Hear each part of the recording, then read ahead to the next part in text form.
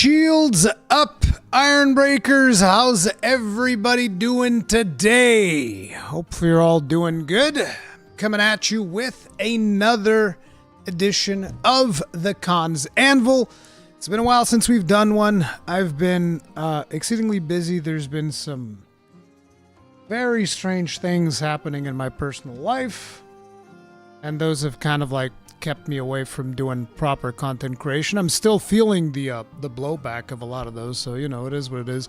I've also taken some time to book some stuff for health because I haven't really gotten myself checked up or anything, but nothing too alarming, I would imagine. Just, you know, just a prevention.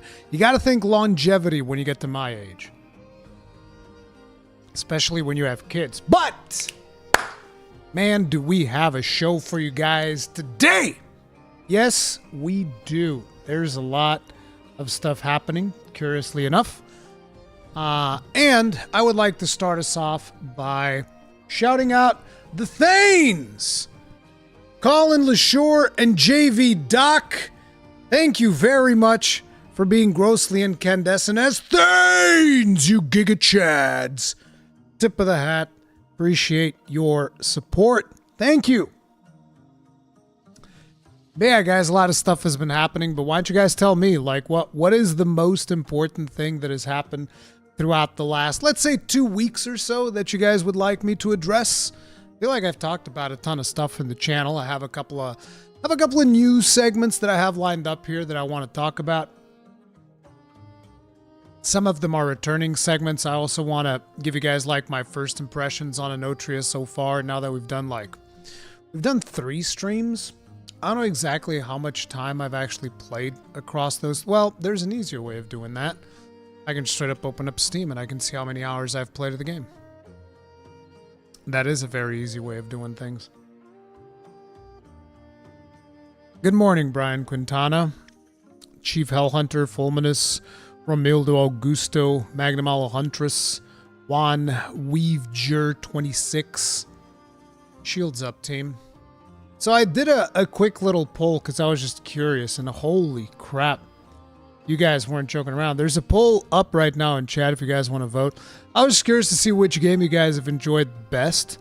And it was between Black Myth Wukong or Enotria The Last Song.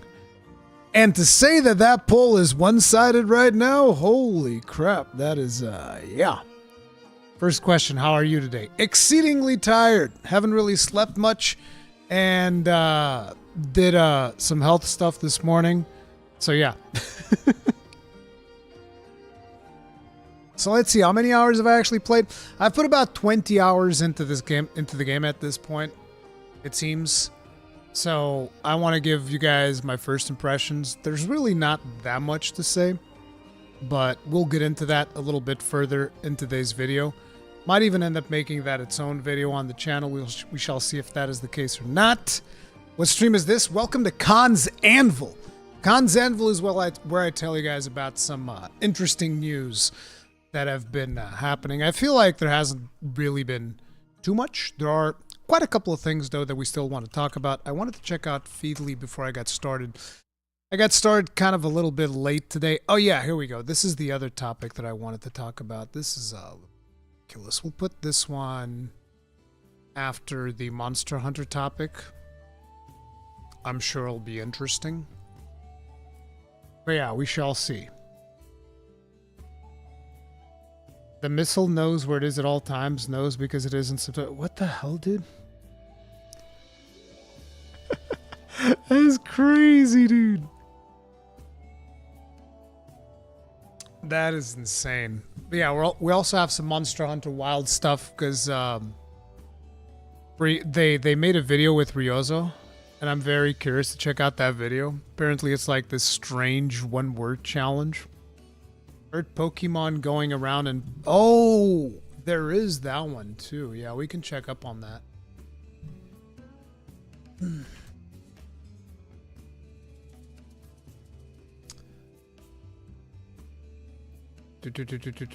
Jesus. Every single website's reporting on this.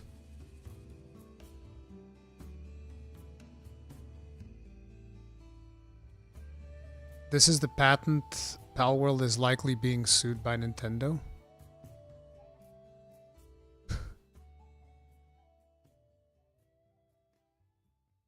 I would very much like to know. Let's check out maybe the Nintendo Life article. We don't know if this will have it. I don't think that we'll publicly get to know which patent it is, but we'll see.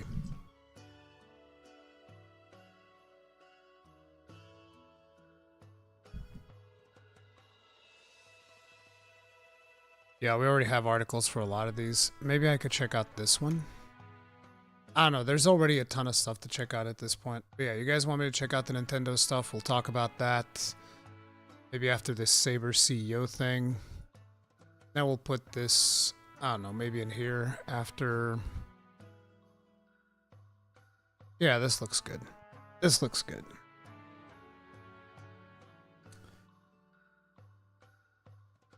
You should do the one-word challenge too. I mean, that's going to be rough if I watch the video.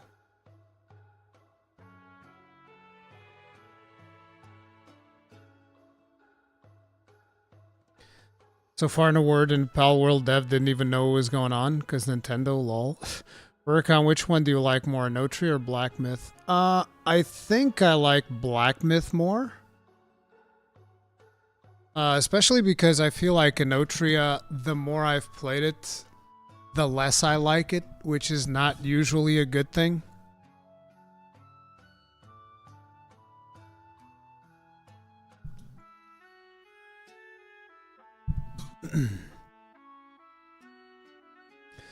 The real answer is Monster Hunter Wilds. Sure. Sure. All right, let's get into it. I'm going to jump right in. We're going to go into presentation mode. So we have the Monster Hunter video, the one-word challenge. Let's see what this is about.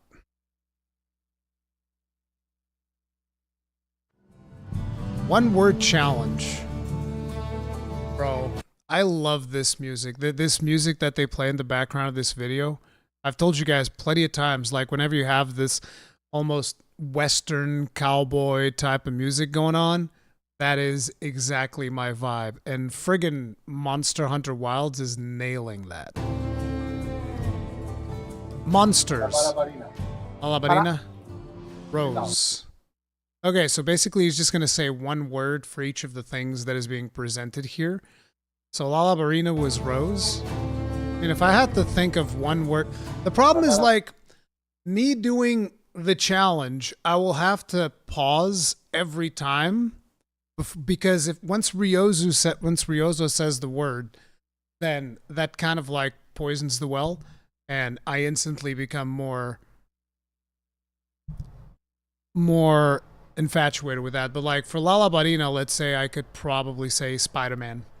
And the reasoning is because I always associated Nursilla with Spider-Man due to the fact that Nursilla also web slings. And that's one of my favorite things about Nursilla, the fact that she web slings through the thing.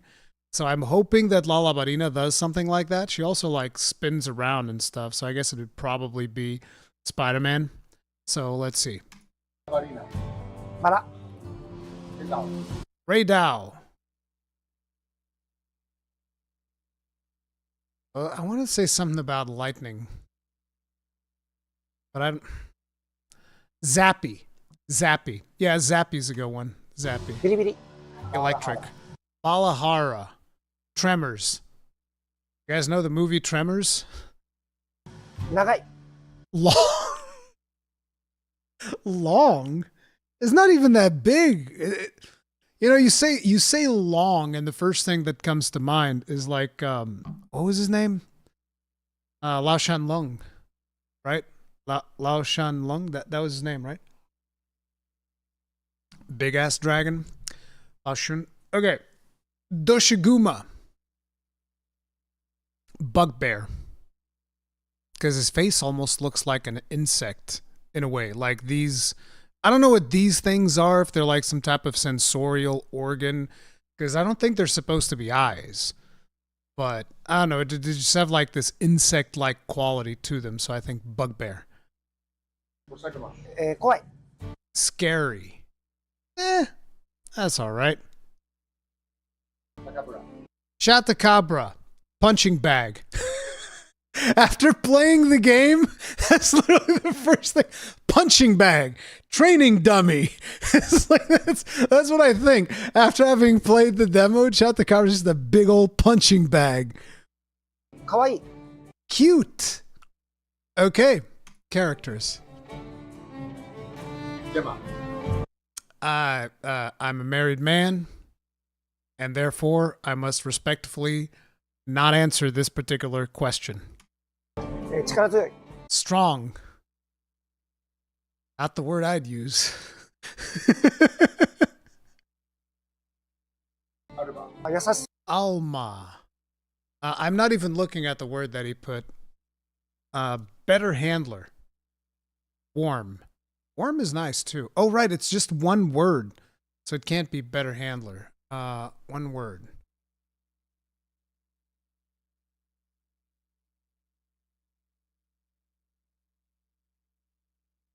I don't know. Makes it harder because I also have to translate the word to English. I'm going to go with cool. He says warm, I say cool. そう助けてあげたい Nata. Child. Protect? Yeah, I just think child. Protect. Try not to put two words in one word challenge impossible. Hey, look. 力強い Olivia. Ryozu. I was going to go Ryozu waifu, but I can't say that. Smash. Olivia Smash. He says powerful. All right. Atos. Robin. Again, I can't say Robin Hood because it's two words. That is hard, dude.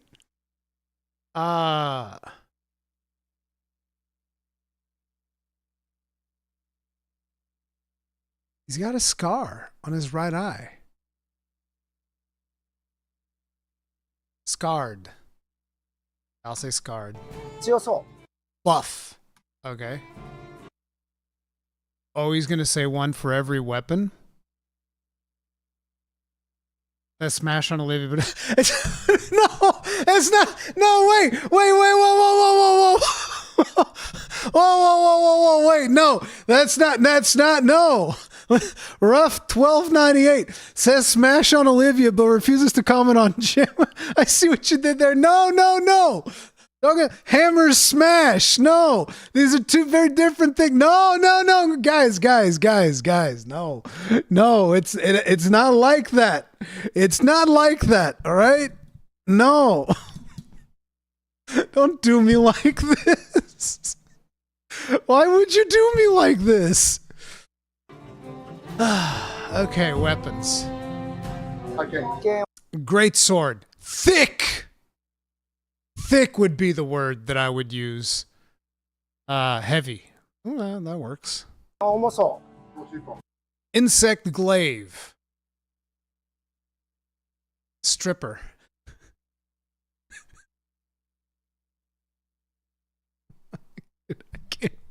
I can't help myself. う軽やか Airy. But you guys removed the aerial combo. What do you mean? Gunlands. The one word. Boom. That's the word. Boom. Boom is a word. トドマン Wait. I know that word. That's not right. Because I've heard Gaijin explained me the meaning of this word specifically in the context of Gunlands. トドマン Roman. Roman does not translate to dream-filled. That's not the meaning of it at all. The meaning behind Roman is it's hard to explain because it's almost like a romantic notion, but it's not romantic. It's like it's like Michael Bay almost, if that makes sense. It's not necessarily romantic. Like Gaijin explained this to me. It's basically badass. That's the concept. It's a weapon that is supposed to be badass. That's the concept of Roman. I could be so grossly incandescent. SB Scarecrow, thank you very much for being with us for 21 months. Tip of the hat. Appreciate the support. Thank you. No. It's yeah, cinematic. Yes. It's more like that. Cinematic, badass, explosions, Roman. That's the meaning of it. So yes, it actually makes perfect sense, but it is not what we would interpret as dream-filled. I can see why they would translate it that way, but it does not translate to dream-filled at all. Hunting horn. Doot stick. That's just one word. It's not two words, it's one word. Doot stick. Tempo. Rhythm. Okay, that works. Long sword. I'm never beating the allegations. The first word that came to mind, literally the first word that came to mind was overpowered. It was the first, I swear to God, it was the first word that came to mind was overpowered.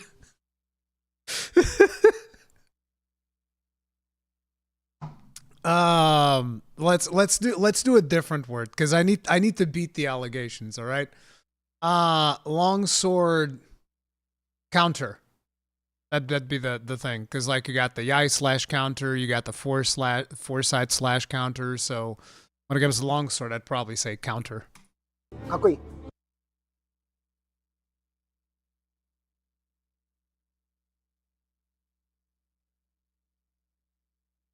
I can't believe you would do me like this. Wait, did the longsword come immediately after the gun lance? No, it was after the doot stick. Charge blade. Can I use 4 words? I want to use 4 words for charge.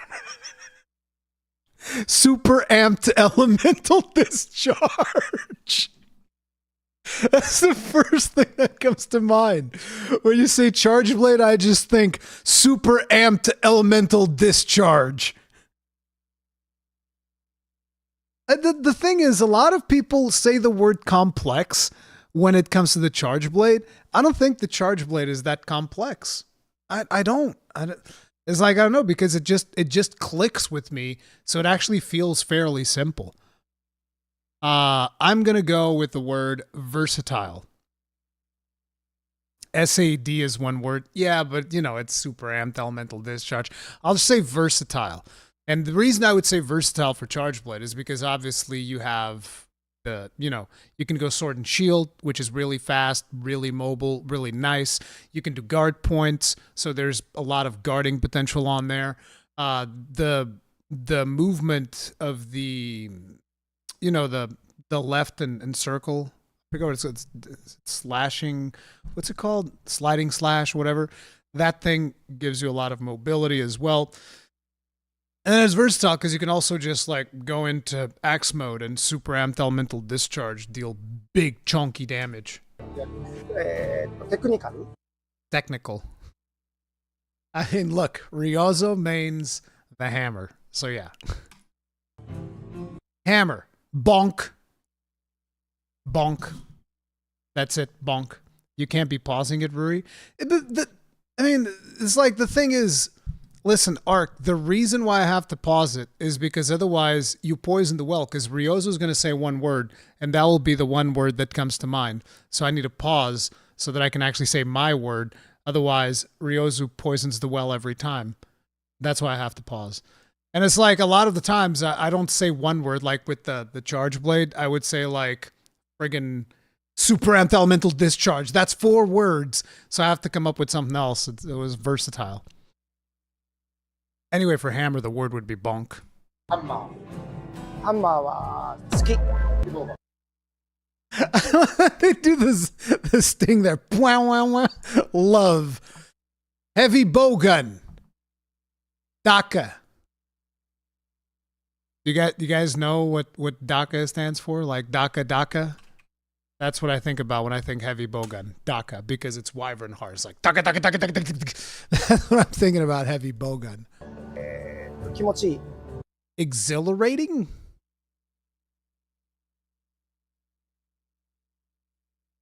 Not so sure about that. Light bowgun. Pew. Because I would like to say pew pew, but all I can say is pew. 軽そう。 Lightweight. Sword and shield. Spicy. That's the first thing that comes to mind. Spicy. I like sword and shield. Sword and shield is a ton of fun. Feels good as kimochi. Oh, okay. Isn't that what the Greniers say in Warframe? Do they say Daka? Yeah. Sword and shield, spicy. スピーディー。 Speedy. I feel like dual blades would be speedy. Switch X.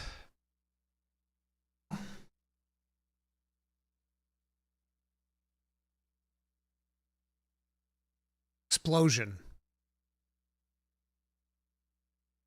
So for Gunlance, I say boom. For Switch X, I say explosion. What I really want to say is zero-sum discharge, but I can't just keep naming moves of the weapons because that doesn't make a lot of sense. Explosion is the one that I would go for. AJ? 派手。 Flashy. Some of you guys said flashy, and so did he. That's fair. Bow.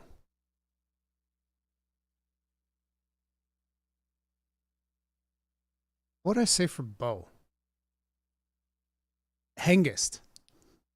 Hengist used to main bow. One of the first things comes to my head when I see bow. スポーティー。 Sporty? Okay. Lance. Wall! Wall! I am the wall! Lance is easy. Lance is super easy. ランスは藤岡。 Fujioka! Okay. Dual blades. Levi. Everybody get that reference? Levi? Hopefully everybody gets that that reference. That's the first thing that comes to mind when I think about dual blades is Levi. Captain Levi.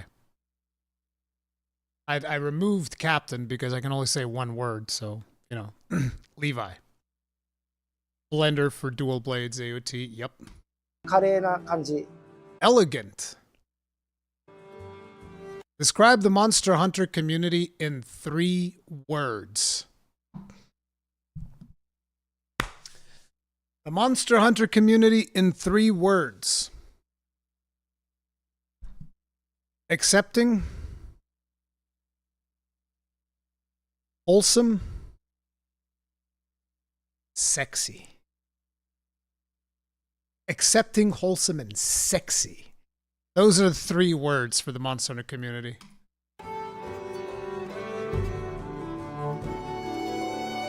まず一つ目、ハンター。 Hunter? 二つ目、仲間。そして三 Friends? つ目が感謝です。 Gratitude. There you go. Giga Chat community. Yep.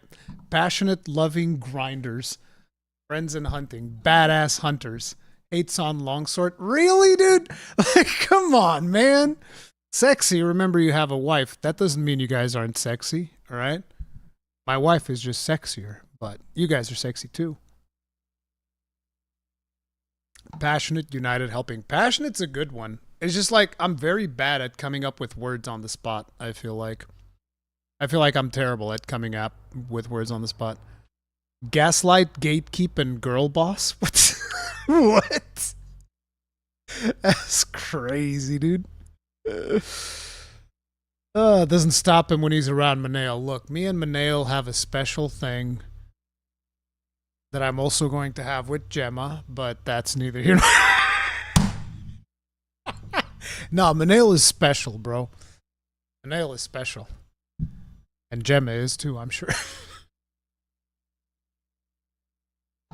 Oh man, that is wild. That's a cool little video. Stop, old man. Yes. Very much. Okay, so a couple of more things. This is going to be next week. Looks like the show is going to be starting on Thursday. And on Thursday, we are going to be having a couple of presentations. So there's going to be a keynote. I don't know if this keynote's going to be in Japanese or if there's going to be like English localization to the Tokyo Game Show keynote. Does anybody know? I'm assuming this is not a Key 3 type of situation, right? I'm assuming this is not a Keeley show. I don't think Keeley's involved, so I don't know if localization is going to be a big deal for them or not. I will be curious. I don't know if I'll be checking this out or not. It seems like, considering that it's at 11, this is going to be super early, so no, I'm not going to be able to check this out. This is going to be super, super early. This is like 3 in the morning, I think, for me. Either between 2 and 3 in the morning for me is when this is going to start. And at that point, I'm going to be sleeping. I'm not staying up for the potential that there's something here.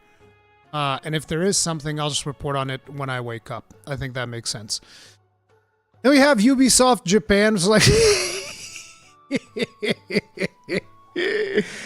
I'm definitely not covering anything Ubisoft. Like, listen, if you're excited, if you are enjoying Star Wars Outlaws, I hope you continue to enjoy it. If you are excited for Assassin's Creed Shadows, I hope you continue to be excited. I don't like Ubisoft's business practices. I think they're disgusting. Their marketing team, at least, is disgusting, and I feel that a lot of their development team has been losing talent in terms of animations, in terms of even artistic direction. I feel like that team has just been run into the ground, and there's very little creativity left in that team. Not necessarily through the fault of the individuals, but simply because of upper management and leadership has completely and utterly broken this team's spirit to the point where there's probably just like a bunch of people going to work every day just thinking like, I'm so miserable, I hate it here, but I gotta keep making a living. I bet you'll just watch to criticize. No, it's a waste of my time. Then there's the Japan Game Awards Games of the Year division. It's like, are you going to be doing Games of the Year before it's even the end of the year? I'm not exactly sure how that's supposed to work. Then there's the Microsoft presentation. This is probably at around 11 a.m. my time. I will probably cover this, the Microsoft presentation. I don't know about SNK or even Koei Tecmo. Maybe I should do like one long stream and I would just cover all of these. And then we'd do like a separate stream for Capcom. Are level 5 are not the ones doing... They're not the ones doing that Fantasy Life game, right? I don't know if they are or not. Tokyo Game's digital venue launches at 9 p.m. as well. I mean, 9 p.m. of which time? That's the thing. Isn't that a fighter? City of the Wolf? I think that's just a fighter, right? I don't really do fighters that much. Ruri, what all have you been playing? The only thing I've been playing is Enotria recently. I don't really have time to play outside of the live streams. It's actually been very frustrating because there's a bunch of stuff that I want to play and I haven't had time. Professor Layton, Decapolis. Yeah, level 5 is Fantasy Life. See, that's the one game that I'm somewhat curious about. I'm just waiting for the release date. Wonder if it's early 2025 or mid 2025. I would expect mid. Capcom's at the level that deserves their own stream, huh? I mean, it makes sense because a majority of my channel is based around Monster Hunter, so Capcom should have its own stream. It just makes sense. Did you react to the trailer for the final Remnant 2 DLC? No and no. I don't know what I'm going to be doing with the final Remnant 2 DLC because, like I said, I'm not going to have time to play through the game again on PC, and I'm not excited at all to play it again on PlayStation 5 at this point, simply because I would have to pay to go online, and I don't want to have to pay for PlayStation Plus to play one video game for like, I don't know, 2 weeks or however long I'm going to be playing that. And it's very frustrating because like I want to just have my save on PC. That's what I want. And then I would be super excited. But the fact that we have like all those adventures that we have now basically stuck on my PlayStation 5, and I haven't touched my PlayStation 5 for the longest time, it's very frustrating. It's just very frustrating. Just curious, any plans to play GTA 6? Not at all. Not at all.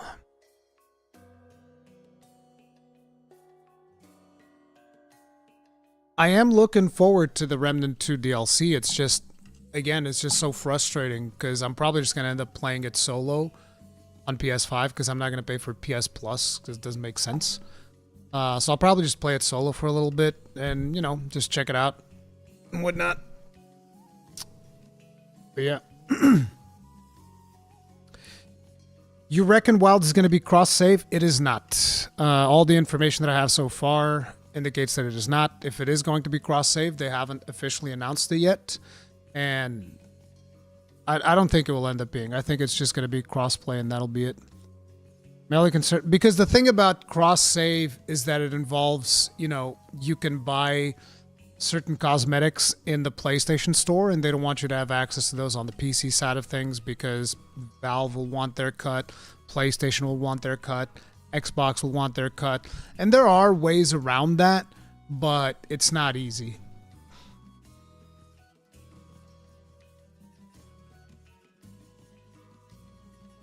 The website officially says it's not cross-save. Yeah, that doesn't mean that they can't change their minds later, but yeah, that's why I'm saying I don't think there will be cross-save. Am I going to get a PS5 Pro? I don't know. Because, like, it all depends on what Sony is going to show. Because supposedly, at some point in here, either here or on the 20th, I think people are even saying, like, probably on the 24th, PlayStation's going to have their own state of play or whatever it is that they're going to do. And we will likely live stream that and react to that. And if in there, I see, like, oh, there's a,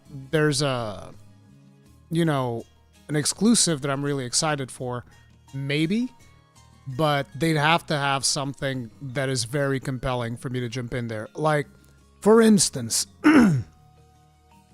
if PlayStation was to announce Soul Sacrifice Remaster PlayStation 5 exclusive, well, actually, like, a Soul Sacrifice should play just fine on the base PlayStation.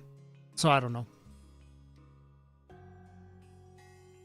I don't know what's going on with my throat, dude. It's been rough these last couple of days. Have you seen the visual difference between PS5 Pro and PS5 quality of Final Fantasy VII Rebirth? DF put out. I mean, I would expect it to basically be quality mode with 60 FPS. So yeah, it's pretty good. They had a nice flagship title for the Pro with Concord. What a shame. See, people pointed out that in the last video that I made, where it was like, oh, is it too late to join the hunt for Monster Hunter? Because I know that there's a lot of people that are super excited about Monster Hunter Wilds, and they're questioning if they're maybe a little bit too late to join the game because there's so many Monster Hunter games, right? And I was explaining to people, no, here's how it works, blah, blah, blah. And I did put a Concord joke in there. It's like, where I was saying, it's never too late to start playing a video game. And then I did not prepare this at all. I did not like put it in my notes, insert Concord joke here. It was just so natural because it just popped into my head as I was saying that, unless you want to play Concord, because that game's fucking gone, bro. And I was like, it's never too late to start a game unless it's Concord. Dude, it was messed up. It was so organic, dude. It was so organic that I hurt my throat. No, it's just, I don't know. I feel like there's always a piece of phlegm in there or something. I don't know. Might be my acid reflux messing with me. About TGS, did you see they put out a Dragon's Dogma 2 update? Yeah, they did put out an update which had a casual mode. which was a little bit disappointing. I expected them to add like a hard mode or something like that. We wanted a more challenging mode. But I guess because everything that people were complaining about at the beginning of the game was like, traveling in this game is so bad. I just want infinite fast travel. It's so much better. And I was like, no. And now they went and go like, okay, here's casual mode. I'm assuming casual mode probably gives you like infinite stamina or something like that. Maybe even removes the costs of fast travel. Or maybe it removes the encounters that you would get with the thing. I don't know. I haven't looked at it yet. But it's just like, yeah, considering the amount of bitching and moaning that people did at the beginning of the game, it doesn't surprise me that what the team in Japan heard was basically like, oh, people are really upset about traveling and getting interrupted while traveling. Because that seemed like it was all the rage. Yeah, exploration was the best part of Dragon's Dogma 2. You guys know that earlier today I actually saw a video. I don't know if you guys ever heard of this person, Infinite Cringe. She's a content creator who would do a ton. She would do a ton of Dragon's Dogma 2. And now she's quitting. She's quitting. Goodbye and thanks for everything. She quit because of the... I saw the video, and basically the video is because of the ridiculous amount of toxicity that this game received on its launch, which let me tell you, as a content creator, I can assure you, it was a fucking lot. It was a lot. There were a lot of people that wanted to do nothing else but shit all over this game for literally any reason they could find. A lot of the times, not even valid reasons, but it didn't matter. Like, literally anything they could use to hurl abuse at this game was used to hurl abuse at this game. And Infinite Cringe was just like, no, I'm done with this. Like, she was depressed. She was fucking depressed. All right? The amount, and that this is one of the things that a lot of people don't understand. But let me explain to you something. Content creators absolutely feed off of the energy from their comment section and their chat. At least most of them. I don't know if it's the same thing with everyone. It's definitely the case for me. Like, I feed off of the energy that you guys put out. So, a majority of you guys did not complain about Dragon's Dogma 2. I saw a lot of people complaining, but it was not my usual community. There was also some people in my community that didn't like it. You know, that's fine. That's fine. But there were a lot of people that were just like fucking slamming the game down every chance they could. I mean, you guys remember in the streams, there were a bunch of people that come in, this fucking shit game, you fucking shill, and all this other nonsense, right? Especially with the whole situation where I was accused of being a liar and hiding microtransactions and all that stuff. Yeah, a lot of shit happened. But yeah, when you have a community of people that just want to shit on the thing that you're trying to do, it becomes very, very hard to create content around that. It was like when people were upset about The Last of Us 2 for very few valid reasons. I was upset about The Last of Us 2, but I was mostly upset about some things in the story. But I feel like I wasn't even that negative about it. I don't think the story was great. That's about it. I think from a mechanical standpoint, the game's pretty fun, though.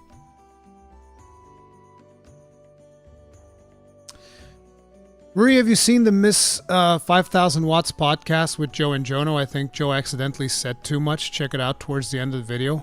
Uh-oh. Joe spilling the beans? Well, if he did, I don't know. I'll have to check it out. I'll check it out off stream. I'm not going to spread that even further if he did.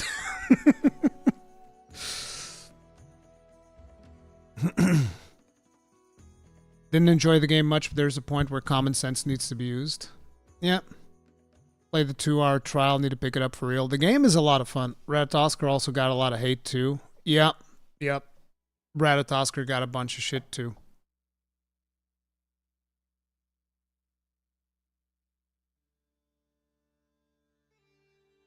But yeah, so we have all of these things happening on the 26th, so you can be sure that on the 26th, this is happening. I believe that the 11 hours here, that is going to be -8. That's going to be at around 3 p.m. my time, I think. So that would have been like 2 hours ago. So on the 26th, 2 hours ago, we're going to be here.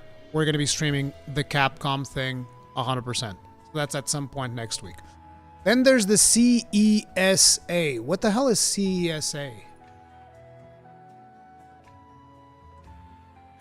I don't think that's it. Central European Startup Awards. Clean Energy States Alliance. I have no idea what CESA. There's too many CESA things. So they're going to have some type of presentation at the Tokyo Game Show. Then it's going to be Aniplex. I have no idea who they are. Sega Atlas. They're probably going to be talking about Metaphor ReFantazio, right? So I'm kind of excited about that, but I'm not sure if I'm going to be streaming that. We shall see. I heard they're finally remastering Freedom Wars. Yeah, that's in the docket for today, Lord Snake. Thank you very much for being Gross for 15 months as a long beard. You Giga Chad. Tip of the hat. Appreciate the support. Thank you. I believe that they've done some big improvements when it comes to the performance, so that'll be something to look out for. I haven't had a chance to test it yet.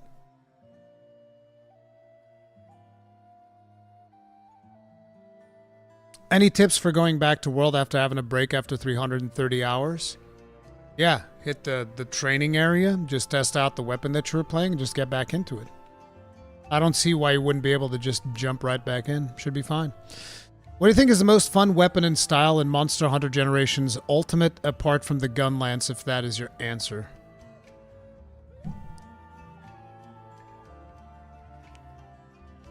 What do you mean? So what do you think is the most fun style, but then don't say your weapon? How's that fair? How's that supposed to be fair? So, I mostly played Gunlance in GU, so my favorite playstyle would be Alchemy Gunlance. I think Alchemy Gunlance is a ton of fun. But naturally, if I can't say that, it would probably be... what's it called? Adept Sword and Shield. Adept Sword and Shield was when I needed to get something killed. I would go Adept Sword and Shield. So that's probably the one. Even though the most fun is definitely Gunlance Alchemy. The thing was, obviously, Gunlance kind of sucks terribly in Generations Ultimate. As a matter of fact, most people don't even shell in G rank because it just doesn't make sense. So, you know, whenever I was doing G rank and I was solo and I'm like, I need to get this done, it would be Adept Sword and Shield. Another one that I remember having a lot of fun with was Aerial Switch Axe. Aerial Switch Axe was also really fun.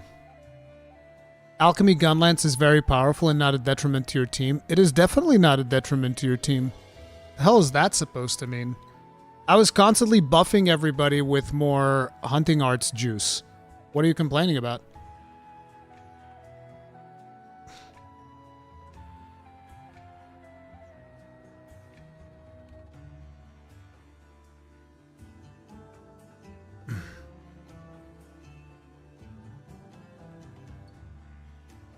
Any plans to check out New World Eternum? I've been seeing that, and I've been considering it, but the thing is, the game hasn't really changed that much from what I can tell. It probably just has, like, official controller support, and that's it. If they had changed the game to be more about 4-player co-op, then I'd probably be more interested. But if the game hasn't really changed that much, not to mention the game is kind of in a weird spot right now. How does New World Eternum work? Do I need to own the expansions that they've released? Do I not need to own those? How does that work? That's kind of weird. So I don't know what the deal is with that. You can't play the new stuff unless you buy the X-Packs. Oh, okay. Well, thank you. That sounds like a terrible idea. Good job. Aerial Switch Axe was cool. That's how I killed the Talca the first time. Yep.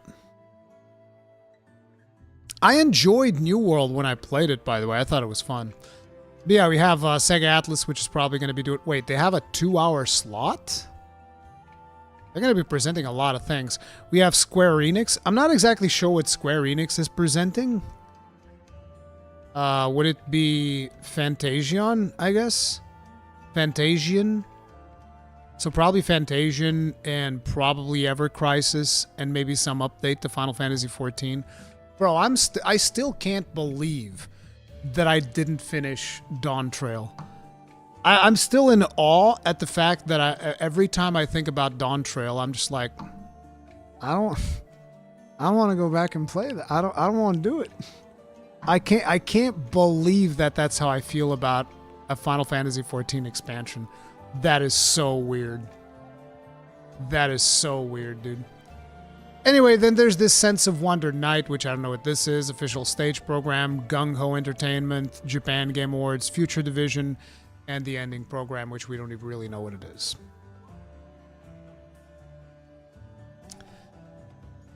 So, this is an interesting one. Saber CEO's supposed comments raise eyebrows for saying games should be about glory kills, not imposing morals, following praise for Space Marine 2. So I don't know if you guys have been following this particular bit of news.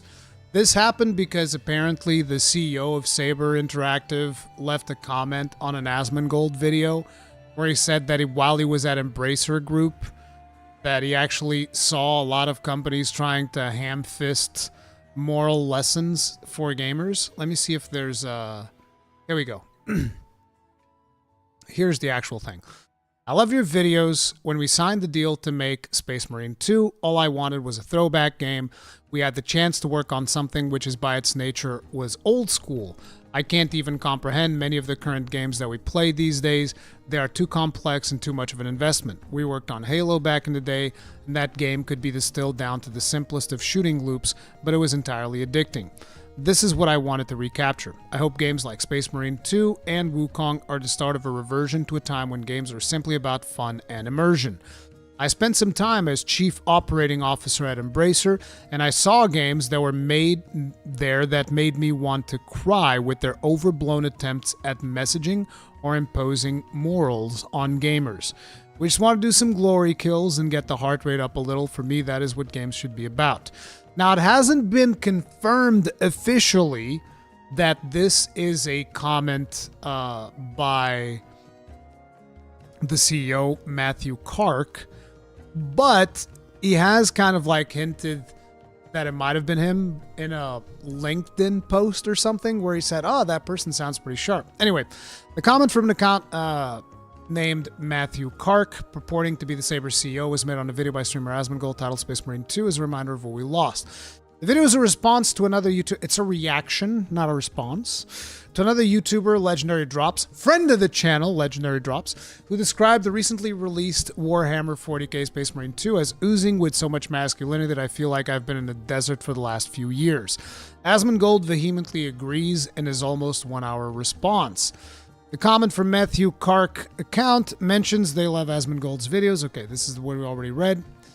Another account, purporting to be creative director Oliver Hollis-Leak, also commented on Asmongold's video. Hearing everything you have to say about the story and characters resonates so strongly with our actual approach. It's great to hear you calling out the exact things that we intentionally focused on. It was 4.5 years of intense work and passion. Watching videos like this makes it all worth it. Eurogamer contacted Saber to verify the legitimacy of his accounts, but a company representative said it was not commenting on this matter. Eurogamer also contacted Kark directly, but has not heard a response. 5 days after posting, the comments are still live on the video, with Matthew Kark's comment receiving 15,000 upvotes and hundreds of replies praising his work.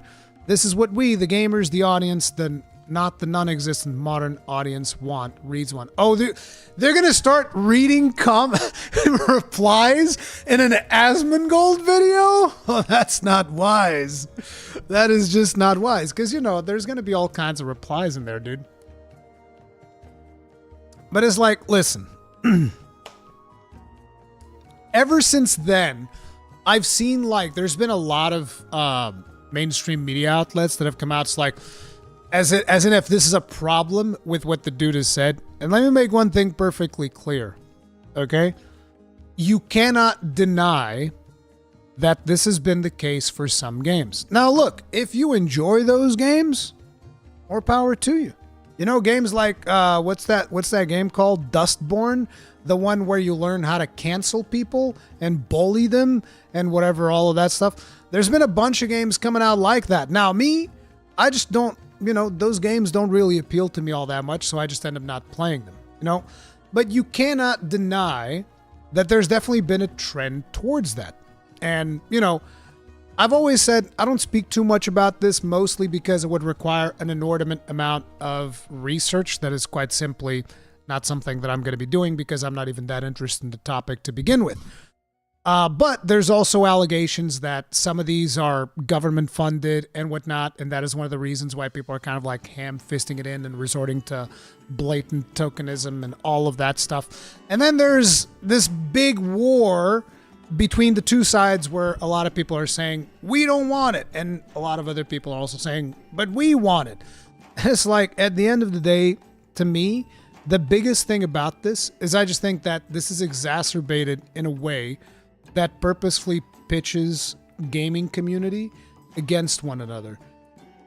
And it's like, at the end of the day, we all just want good games. That's it. That's it. So it's like, if somebody wants to do a game that has all of the tokenism and all of the things in it, I don't mind. I don't care. Go right ahead. I think that's fine.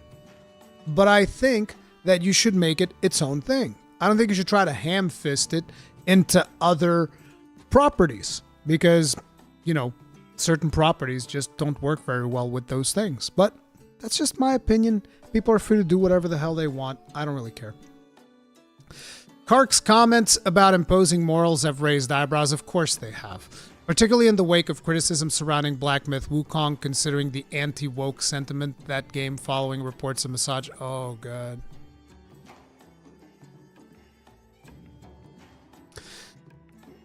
Following reports of misogyny at the student leak document to streamers requesting not to include politics or feminist propaganda in their coverage, which from my understanding, this is required based on the politics of the Chinese government. This is something that is coming from the Chinese government, maybe not directly from the studio, but I don't know.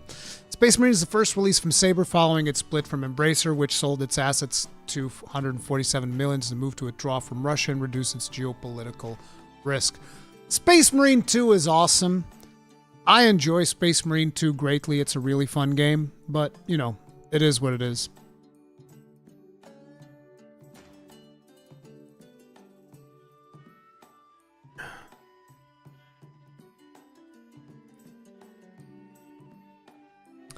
Our politics prevents you from talking about politics. Go figure. Yeah.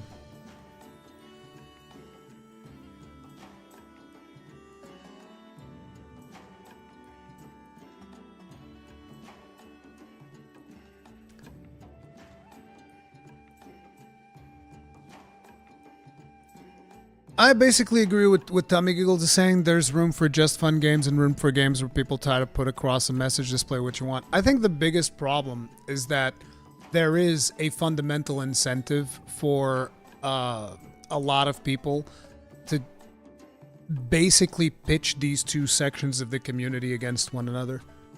There is a monetary incentive because it generates clicks, so it doesn't surprise me that a lot of mainstream media are going out and they read this one comment that may or may have not been made by the CEO of Saber Interactive. I believe most likely it was made by him. And they're trying to drum up all kinds of controversy. Oh, I can't believe this person would say this thing. Because let me tell you something, right? If Space Marine wasn't popular, nobody would give two shits about that comment. Nobody would give two fucks. It's that simple. If Space Marine 2 was a flop, nobody would be talking about this. But because Space Marine 2 is popular, they know that bringing up the CEO of Saber Interactive is going to bring up a lot of clicks, especially if they can rope in around controversy, especially also due to the fact that this was in an Asmongold video. So it's like, this is the trifecta. It's a trifecta of bullshit for generating clicks online. So yeah, of course they're going to do it. They're going to do everything they can.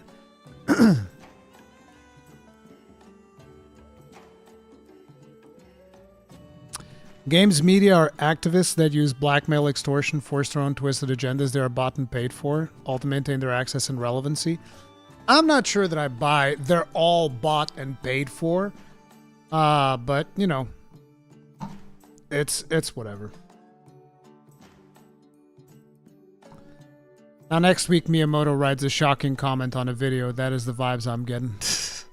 Honestly, part of the reason I watch her is because it doesn't talk about politics, it talks about video games and the media as a whole. Yeah, it's like, listen, I'm of the opinion that a lot of this left side, right side thing, these are just things to keep us separated, which is why I'm never really interested in engaging in them in any meaningful way. Because quite simply, it's so weird to me that people are so focused on whether they're left-leaning or right-leaning that they can't see that there's someone above them actually, you know, with the puppet strings, kind of like pitching everybody against one another. It's weird to me that people don't question, like, but why do we need to fight with these people that have different political beliefs from me? Why do I need to fight them? You know? Because it keeps you in control. That's why. Because while you're busy fighting the other people that are like you, you're not busy fighting the people that are above you, orchestrating those things. So it's like, you know, that's the way that I look at it. And that's the way that I'm probably always going to look at it. It is what it is. So as far as I'm concerned, Saber CEO can say whatever the hell he wants. And he's not wrong for the things that he said. Because most definitely there are a lot of video games that are resorting to tokenism. Which is fine if that's what they... Well, actually, tokenism is not fine. It's more like if you want to make a game that is super diverse and super inclusive and full of equity and all of these good things, you can go ahead and you can make that. But I feel like you should make it make sense within the story of the game. So like, for instance, if you look at Elden Ring has trans characters. Nobody's upset about that. Dark Souls 1 had trans characters. Nobody's upset about that. And I could probably pull out more stuff, okay? Like, we've had this big drama over the fact that Monster Hunter now lets you equip armor from both genders. You've been able to do that since the beginning of time in the original Dark Souls. That was never a problem. And likely the reason why you were able to do that in the original Dark Souls is because you weren't able to do it in Demon Souls and people complained about it. They're like, hey, why can't I wear a dress if I want to? So it's like, there's plenty of games that already do the things that a lot of people are saying, this is so progressive. There's plenty of games that are already doing all of that stuff in a way that makes sense. The big problem is that a lot of these games resort to tokenism. And tokenism is actually where it's bad, where it's like, oh, let me put in a friggin' Mexican character just because we need to resonate with our Mexican demographic. And they just ham-fist a random Mexican character in there for no reason. Or a random black character in there for no reason. Right? That's the biggest problem when you're resorting to tokenism. Because if it makes sense for the story you're trying to tell, it's fine. And nobody cares. And nobody will even complain. So long as your game is good. Fulminus, thank you very much for the souls. Tip of the hat. Appreciate support. Thank you. It's easy to control us when you are divided. Absolutely.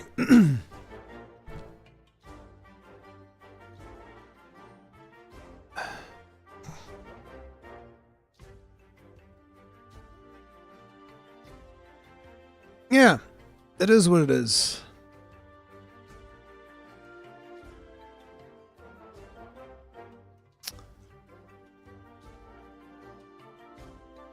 The worst instance was Dragon Age 2, where party members would literally change sexuality to accommodate the player's gender. Doesn't that happen in most of the BioWare games, I feel like? I feel like you can bang anybody in the BioWare games. You can do the same thing in Baldur's Gate 3.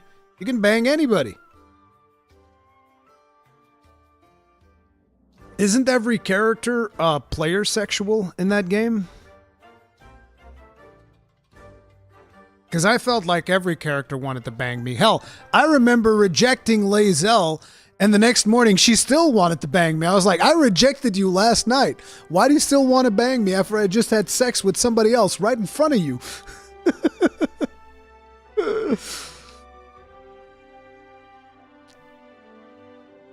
But yeah. It's whatever. Anyway, Nintendo and Pokemon file a lawsuit against Palworld developer Pocket Pair. Palworld developer Pocket Pair has now responded to the lawsuit with its own statement. Nintendo and the Pokemon Company had filed a lawsuit against the Palworld developer Pocket Pair. In an official statement on Nintendo's website, it is mentioned how a patent infringement lawsuit was filed in a Tokyo district court this week against Pocket Pair. The lawsuit seeks an injunction against infringement and compensation for damages, with Palworld accused of infringing multiple patent rights.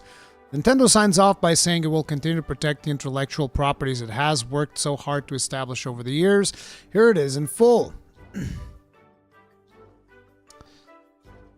So they don't explain what the thing is. Game file Stephen Totillo also shared a response he received from Nintendo representative about why Nintendo is suing in September when the game came out in January.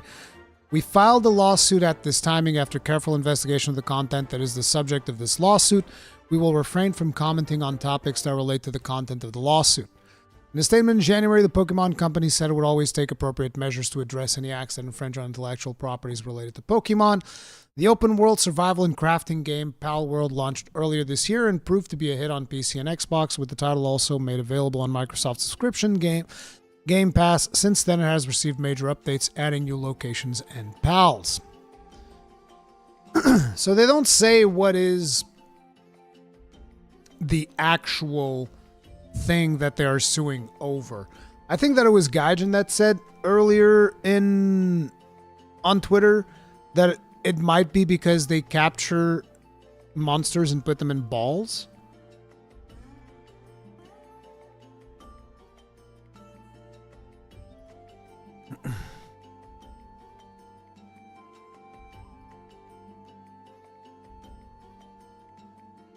Fuck Game Freak and Nintendo thinking that Monster Catchers was their own IP. I wonder if, Monster Hunter Stories ended up dodging a bullet due to the fact that they don't use Pokeballs or anything like that in its eggs.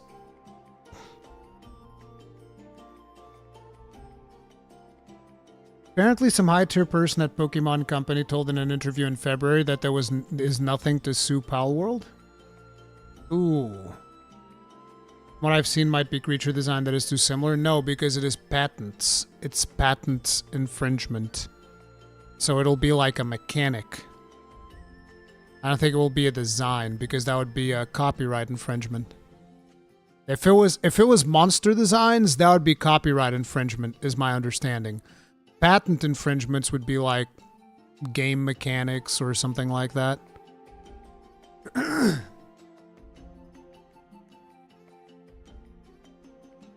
Design patent? Surprised it did not come out sooner, given how things are copy-paste of Pokemon. I don't think that they're copy-paste of Pokemon. There were allegations of that, and then the person who made those allegations admitted that they tampered with the files in a way to make it more convincing. Nintendo doing this is just hurting their IP. I don't know. It's like, look, here's where I'm at when it comes to Pokemon games. I've always said Pokemon games have not really evolved almost at all since like Pokemon Red or Pokemon X and Y or whatever it was. They haven't really evolved that much. They just do pretty much the same thing. And Nintendo's been sleeping on their IP. They put I mean, not Nintendo, but Game Freak. Game Freak puts no effort whatsoever into the games they are making. Like, I know that there's a ton of Pokemon fans out there that disagree with me. And like, look, if you like Pokemon games, that's fine. I'm not saying you shouldn't like Pokemon games. I'm not saying you shouldn't play Pokemon games. Do whatever you want. I'm just saying that in my personal opinion, I don't think that Game Freak has been putting in the effort. I don't agree. Arceus was the last one that had changes, and a big reason why that was is because they received a lot of help from Monolith Soft. That's why Arceus is so different and so much more original, because they received help from the developers of Xenoblade fucking Chronicles. Yeah, Game Freak have been brutally lazy. That's just my opinion, dude. I'm sorry. I know that there's a lot of people that will get upset over it, but it's like, I just think they've been exceedingly lazy. They've been coasting by, and they're like, why do I need to put in an effort? People are going to eat this slop. Why do I care? Why should I care, right? So, as someone who likes Pokemon, the entire dev cycle is something that needs to be changed. I agree. Design patents exist so the random people don't buy the wrong yellow mouse Pikachu for their kids. Okay, so it might be something like that, but I don't know. I figure that a design thing would be more in line with like a copyright thing.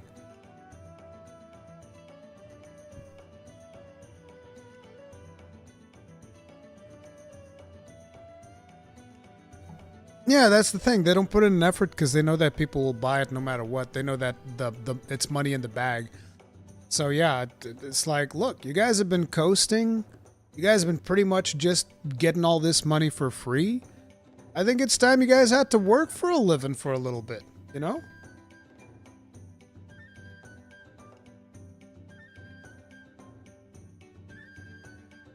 I just think Pokemon is too big to fail. Even if they shit the bed, they can only fail upwards. Yeah. True. But anyway, we've got... Listen, guys, listen. Listen. We need it. Oof. Oh, man. Okay, so listen. This next one... I'm very happy about this next one, okay? This next one's special for me.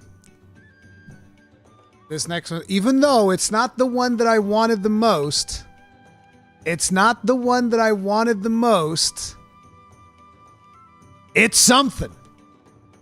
It's something.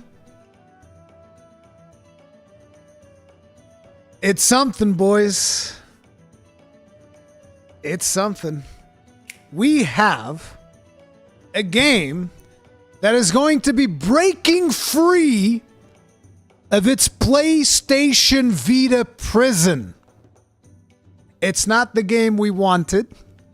Soul Sacrifice, that's the one we wanted. That's the one we definitely want. But it is a good game nonetheless.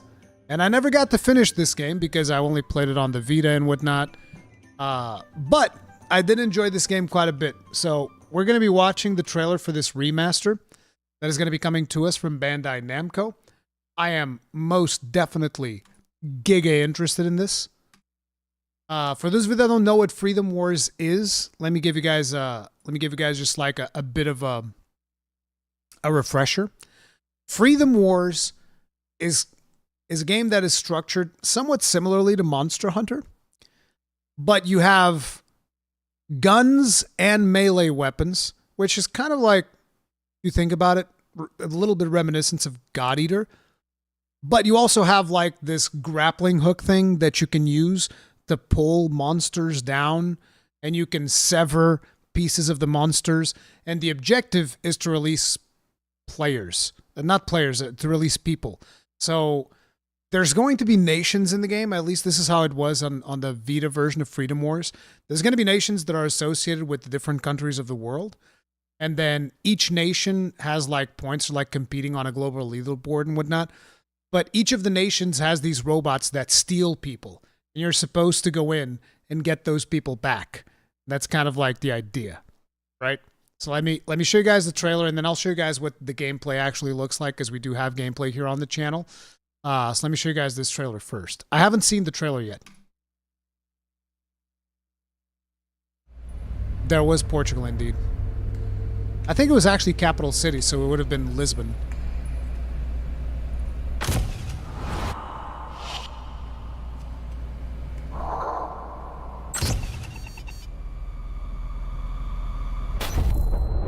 Sentence in prison, 1 million years.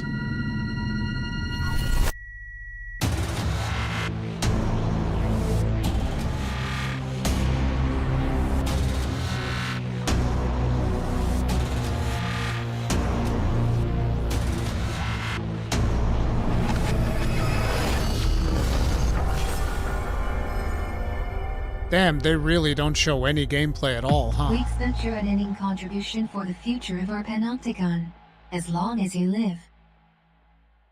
So it's coming out on the 10th of January, 2025 on PlayStation, Switch, and Steam. Kind of sucks that it's not coming to Xbox. Like, what's the deal with every game skipping Xbox, bro? Xbox bros keep, like, being down bad. Like, what the hell's going on? So they don't show you guys gameplay, but let me show you guys what gameplay actually looks like. This is gameplay captured from my Vita, so resolution is not going to be the best, but it'll give you guys an idea. So this would be kind of like a hunt. Let me just mute this because I don't want you guys to be hearing my commentary. Like, as you can see, I have like this chainsaw looking weapon, and there's this grappling hook. These, by the way, these are all NPCs. The game does have multiplayer as well, but right now these are all NPCs. So you're going to have your character. Your character has been jailed for 1 million years, and you basically have to work off your debt. So every time that you complete a quest, they take a couple of years off of your sentence. This also has another limitation, which is like when you're in the hub world, you're not allowed to run. Otherwise, they'll fine you and add more years to your sentence. So you're not allowed to run. You're not allowed to go past certain areas in the game and whatnot. And then as you complete more and more missions, they start giving you more freedoms. You can buy more freedoms based on how many years you get reduced from your sentence and whatnot. So there's like a whole thing with that. But basically you got grenades, you have a gun, and you have a melee weapon, which in here I'm using a chainsaw. I also have an assault rifle. And this thing that's glowing is your thorn. There's different types of thorns. Which can be used either. My thorn is for paralysis, so if I shoot the monster with this charged up thorn, he's going to become paralyzed for a little bit. So as you can see, it's paralyzed. Then you can go in there, charge melee attacks. But yeah, this plays very much like a sci-fi, high-tech monster hunter type of thing. But, you know, and you also grapple onto monsters. As a matter of fact, thinking about this, it's almost like they had the clutch claw before the clutch claw was a thing. So like I can clutch on to the monster, which is I think what I'm trying to do here. And then I can start sawing off this part. Like, see, like I'm trying to saw off this arm. So this is one of the things that you can do. And if I'm able to successfully complete this, I just chop off this thing's arm. And then it loses the ability to use that big cannon that it's got there and all of that stuff. So it's got a lot of really interesting elements. But like I said, because it's a Vita exclusive, I've played it for I don't know exactly how many hours, but I never really got around to finishing it because portable things are hard for me to finish. It's always been the case. But I remember having a ton of fun with this. And again, it's got multiplayer. You can play with your friends. It's got crafting. It's got all of that good stuff. But yeah, you're not allowed to run, not even get out of the way. No. You're misunderstanding. When you're in a mission, you're allowed to do everything. But like when you're back in town, you're not allowed to do certain things like running and other things. Like you're limited to the places you can go to and whatnot. There's also healing thorns, which you can have like your teammates heal you with those types of thorns. There's different types of weapons. There's even like a minigun. If you want to have a minigun, you can just go in and go just like Daka. You can do that too. There's many different ways of playing the game. But the thing is, when I was playing this, I was still very much a noob in a lot of ways. But yeah, you guys can see I'm trying to like saw off the arms here. There's a ton of really cool stuff that you could do.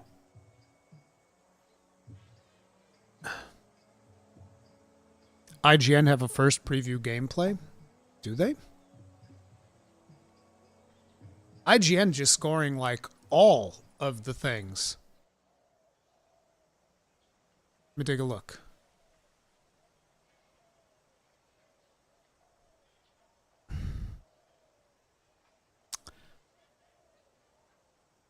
Character creator in combat. This is for Dragon Age. 2 hours ago. Jesus Christ, the amount of videos these guys release. This is insane. Let me try and just type Freedom. PS Vita Fave returns. The first preview. They do have some stuff.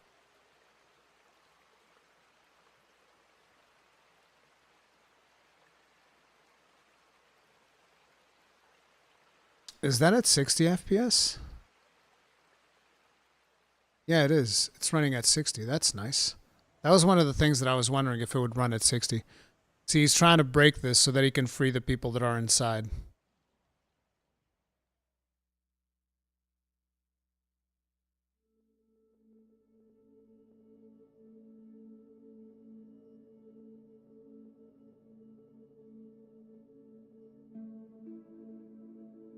$30 vids a day is how you make the big bucks. Content Millorama. Yeah, dude.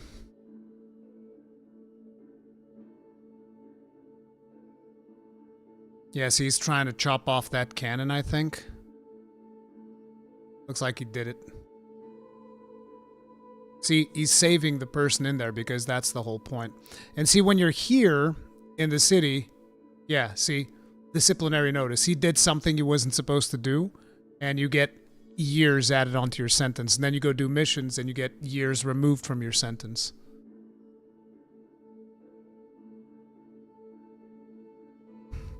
Right there, again, disciplinary notice. That's another 20 years. So they just keep adding stuff onto your sentence. And then you can buy stuff, you can equip things, you can craft things.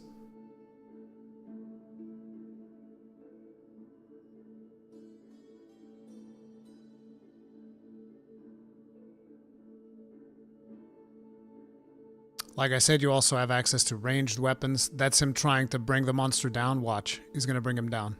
Boom. So you can bring these creatures down by using this thorns thing to do different stuff. Yeah, this is a pretty fun game. I'm definitely going to be playing this when it hits in January.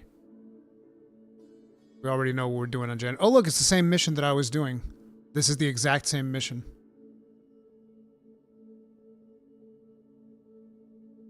So you basically buy stuff with years of your sentence. I don't remember if it's just years of your sentence or if there's a separate thing.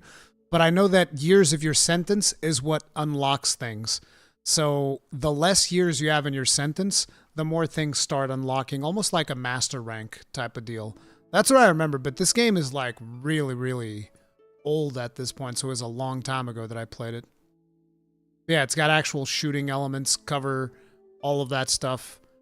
It's got a lot of mechanics. It's a very mechanically intense game from what I can remember, but it's pretty cool.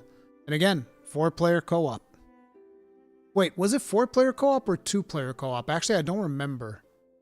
It might be just 2-player co-op. I don't remember if it was 4 or 2. It's been a very long time since I played it. But it was a ton of fun. I played it with a friend of mine with the Vita. So yeah. It's pretty cool that they finally remastered this. I'm excited. I need to take a bio break. I will be right back. Don't you guys go anywhere. And while you're waiting, please do hit that like button as that helps us out immensely. And I'll be right back.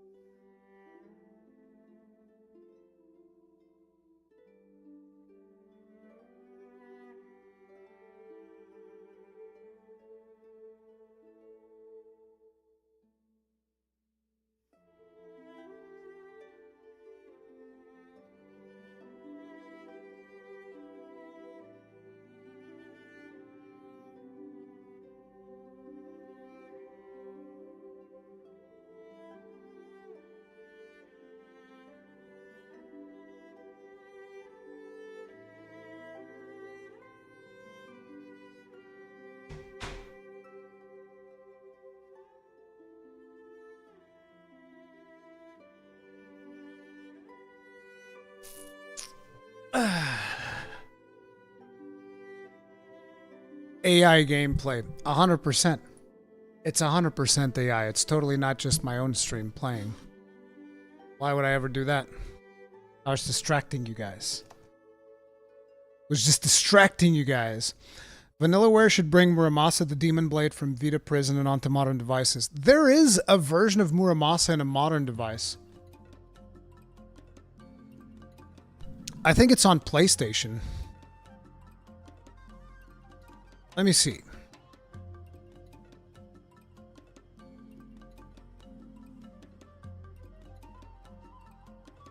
Muramasa the Demon Blade. Oh no, I think it's on the Vita.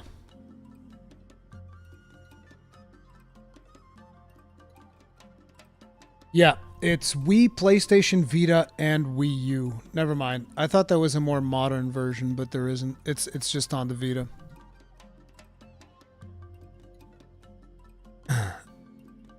Gravity Rush 3 ain't never happening as the studio is dead. Yeah, it's not. Yeah, Muramasa, but Muramasa would be amazing.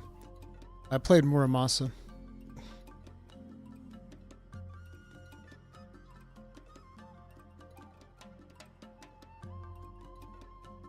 Remnant will be getting a new mode in DLC. I haven't seen any news on his channel. Possible podcast with Tragic. It's like I said, like, I love Remnant 2, but I wanted to play it on the PC, and I don't have the time to do all of the things that I did on my save. And that's been very, very frustrating. I've been very much strapped for time. That is the problem. Do you know if Freedom Wars has a good story? I don't remember anything of the story. It's been such a long time.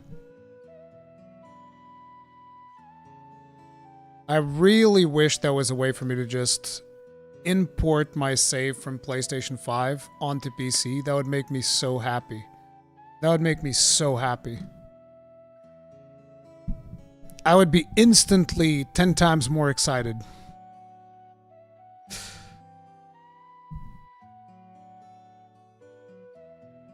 Next Vita game to be released should be Soul Sacrifice Delta. Soul Sacrifice Delta should be the main game to be released. It is the best game on the PlayStation Vita, and it's not even close. It's not even close to anything else that is on the Vita.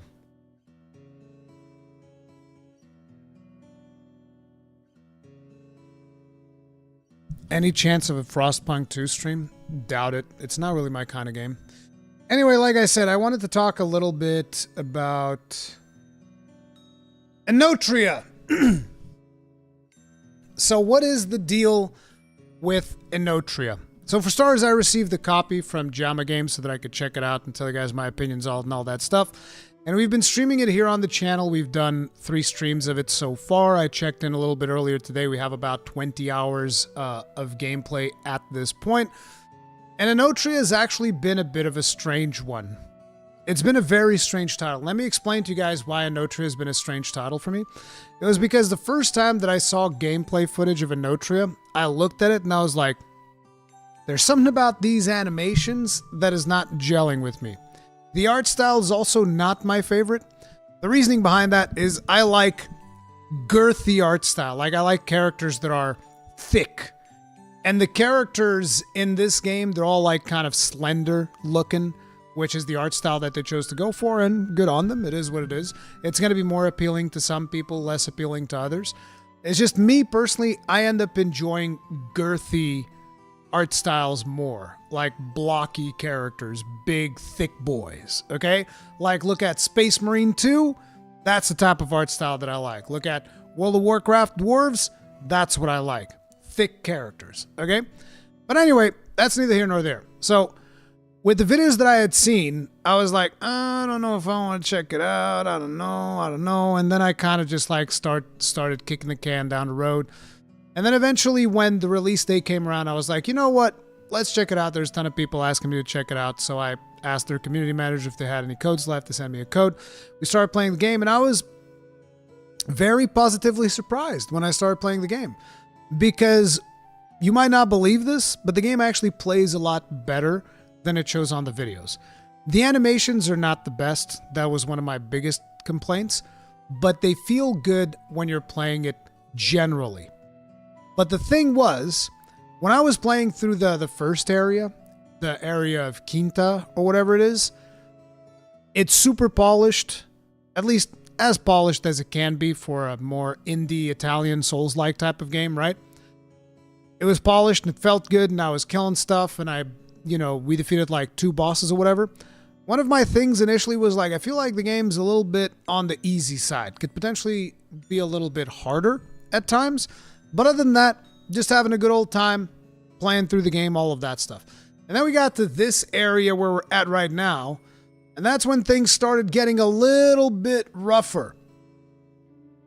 As in, there's a lot of enemies in here that will straight up not stagger no matter what you do, and it doesn't make a lot of sense. So for instance, archers, you can run up to an archer, start beating on him, and he's just going to keep shooting arrows at you. He's like, yep, don't care.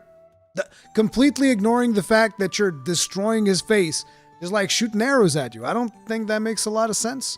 I feel like some of these ranged characters should maybe react a little bit more as they're getting attacked. And they've also used that old tried and true technique of, okay, here's a melee dude and here's a ranged dude way back there just to annoy the crap out of you. They did a lot of that as well in this level, which is very annoying. And again, this isn't hard, it's annoying. And what I've noticed is the more hours I've played of the game, the more I would encounter things that I just found annoying. Like that boss fight that we did yesterday where there's like 3 minions there, all of them shooting laser beams at you, and then there's a boss also shooting laser beams at you. And it's like, this isn't hard, it's just annoying.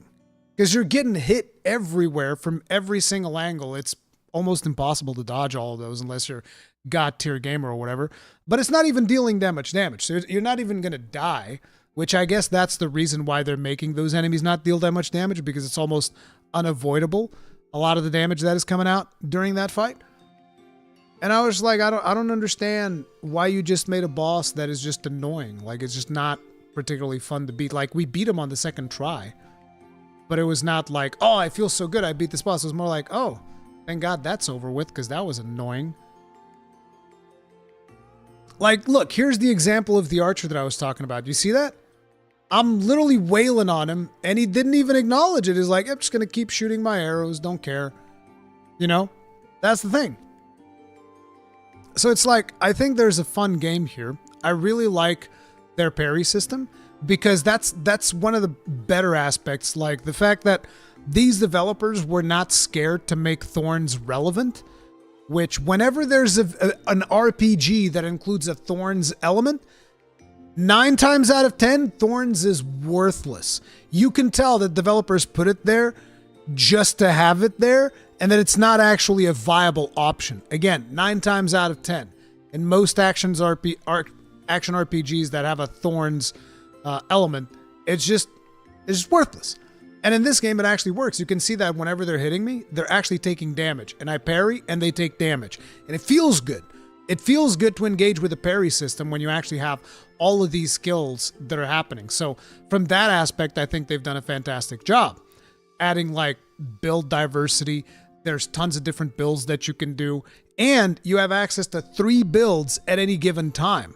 The one thing is you can't really change your stats between them, but you can have like a different mask, different spells, different passive things, all equipped at any moment. And I was like, oh, that's really cool. Because you can just like swap between whether you want to use different elements or something like that. You can swap between 3 different elements, or maybe you want a more defensive playstyle in one of your loadouts, and then you have a more offensive playstyle in another one. But basically, there's actually quite a bit of depth when it comes to build crafting in this game. But then the materials for upgrading weapons are kind of limited, which is, it's like a weird balance thing, right? Where they're telling you, oh man, we have all of these things that you can experiment with, but we're going to give you very few materials to play around. Now, again, it's almost like every time they take one step back, they still take one step forward, because a really cool thing that they do is they let you refund the upgrade materials. So if you make a mistake and you're like, actually, I don't like this weapon, you can go back and you can refund your upgrade materials and put them on a different weapon. But what I'm saying is, when you have a system like this that lets you equip 2 weapons per loadout, 3 weapons and 3 loadouts total, you're going to end up with the possibility of using 6 weapons on any given build. And I was never able to really dedicate myself to more than, like, say, 3 weapons because the upgrade materials are fairly limited. At least at the stage that I'm at with the game. Like I said, I'm like 20 hours in, give or take. Which is one of those things. There's a lot of good things that they're doing here. Things that I personally find interesting. Like, I think the mask system, where each mask works as kind of like a little class that has its own little passive things and whatnot, is cool. Then you have like a passive effect for each of those masks that you can mix and match that affects your stats in different ways. And then you have all of these crazy stats that you are putting into your character. There's like a tree thing that you can choose for passive effects that allows you, like, oh, you want to make a character that's more focused around using spells. You want to make a character that's more focused around just straight up dealing damage. You want to make a character that's more roguish-like, so it has more stamina things and whatnot. And you can combine elements from all of these trees to make your ideal character. But then the other complaint that I have is, like, unless you go deep into spells, and even if you go deep into spells, I don't know if this is going to work out because I haven't unlocked respecking yet. I know that there is respecking in the game, but I never unlocked it. But I think that if you go deep into spells, then you can actually start using the special attacks and whatnot. But if you don't go deep into spells, you might as well not worry about the special attacks because you're barely ever going to be able to cast them. Like, throughout my whole playthrough, if I've used abilities like 50 times in these 20 hours, I probably have not used 50 abilities in these 20 hours. I don't think I've casted abilities 50 times. I don't think I have. Maybe like 20. Maybe I've casted abilities like 20 times, give or take. Because quite simply, unless you go deep into spells, they charge giga slow. And I do mean giga slow. To the point, like I said, I haven't even upgraded them. And I know that upgrading them makes them charge a little bit faster. Doesn't really seem like it's that much, if I'm going to be completely honest. I've upgraded one of the abilities all the way as far as I could. Didn't really seem to even meaningfully affect how fast it recharged. So I don't know. Can't you use some magic ability on these archers and it's not an issue? Sure, if your magic ability is charged. If your magic ability is not charged, or heaven forbid you miss your magic ability, you're done. Because these magic abilities work on a charge system. So it's basically the more melee hits you deal, the more they charge. And again, unless you're putting a lot of stat points and, passive skills into making these things charge faster, they charge super slow. But yeah, overall, I think it's a phenomenal effort from this studio. I don't know if this is their first title or not for JAMA Games. I haven't looked too deeply into it. They have like this elemental system that is actually quite unique because whenever you get affected by a blight, there's always a negative and a positive effect to it. So for instance, with Gratia, I actually don't know what the negative effect of that one is, but when somebody affects you with Gratia, your HP starts regenerating. So there's like a downside to being inflicted with Gratia, but there's also an upside that you are now regenerating your hit points, which is pretty cool. If you are affected by poison, you're taking damage. But anybody that is close to you is also getting affected by poison. So there's a bad side and a good side to pretty much everything that you are doing. Now there's a bunch of boss fights in the game, but one of the things that I started noticing in my last stream as well is that a lot of the fights ended up being a system where I'm just like, okay, you're going to do these 3 attacks, and I'm going to parry a few of them, and then I'm going to punish you because you're going to give me an opening after you do these 3 attacks. And it's basically about identifying where those openings are. And I understand that a lot of Souls-likes are like this, right? But it just feels very mechanical in this one, right? So like you look at this boss and you'll very quickly find this like, okay, I have to parry this move and that move and the other move, and then I get the counter. And then you counter, you do your 1 or 2 attacks, and then the dance repeats, where the boss is going to do a certain cycle of moves, and then you're going to counter him. And I think the biggest thing is that there doesn't seem to be a way to interrupt the boss's flow. Whereas in other Souls-like, maybe it's like, oh, what if I hit you really hard at this point, I'll be able to take control of the fight. And I never felt like there was a way to do that in this one besides just repeatedly parrying until you get a riposte timer. You know, that's the thing, right? But again, it is a fun game, but I just got this vibe that the more I was playing it, the more I was getting annoyed at some of the mechanics they were doing, some of the boss fights. Like the last boss fight we did, which was Captain Spaventa. So first you fight him, and the camera angle is weird because your character's looking like this because he's taller than you. So it's like I'm trying to get a good camera angle, and it just feels weird. I feel like I'm always looking at the ceiling when I'm fighting Captain Spaventa. But anyway, you know, we kind of like get an idea of what his moveset is like, and I go up to him and I beat him. And then after we beat him, it just starts like this really asinine phase where he's just running. He's like a tiny little dude now, and he's running everywhere, and you're supposed to parry all of his grenade throws, which is not hard, especially because I focused my build around parrying, which is not something I usually tend to do. But if somebody doesn't want to parry, they're kind of screwed, because you basically have, at least from the mechanics that I was seeing, you have to parry his grenade throws because that will eventually put him in a vulnerable state, and you can go in and you can punish him. And while he's doing this, he's just spawning ads, and it's like there's a bunch of ads. And again, this isn't hard. It's just not interesting and annoying. That's the thing, right? So the more I played it, the more I encountered those things. So there's a lot of really good aspects to this game that I think are really fun, but I feel like maybe this level that we're playing on the other day could have used quite a bit more polishing up on certain aspects. Then there was also that boss that we encountered that feels like it's probably a post-game boss, but somehow we're able to access it super early at a point that you're not really supposed to fight it. But I'm not going to put that against them, because there's plenty of games that are like, oh, we're going to put this really hard thing in here. It's optional. You don't have to do it. You can come back to it later. But I know that a lot of players will probably end up getting frustrated by that. But, you know, it is what it is. I think there's a lot of fun stuff in here. But at the same time, I also feel like they need to polish up a couple of things. Like, I feel like if I'm smacking a skeleton with a hammer, he should get staggered. Maybe not at the first hit, but at the second one, he should eventually get staggered, as opposed to just being able to continuously pelt me with arrows. Doesn't really make that much sense. But again, the whole class thing I found very interesting. With the 3 different loadouts, you have these 6 passive abilities that you see there, plus the aspect that you're applying onto the mask.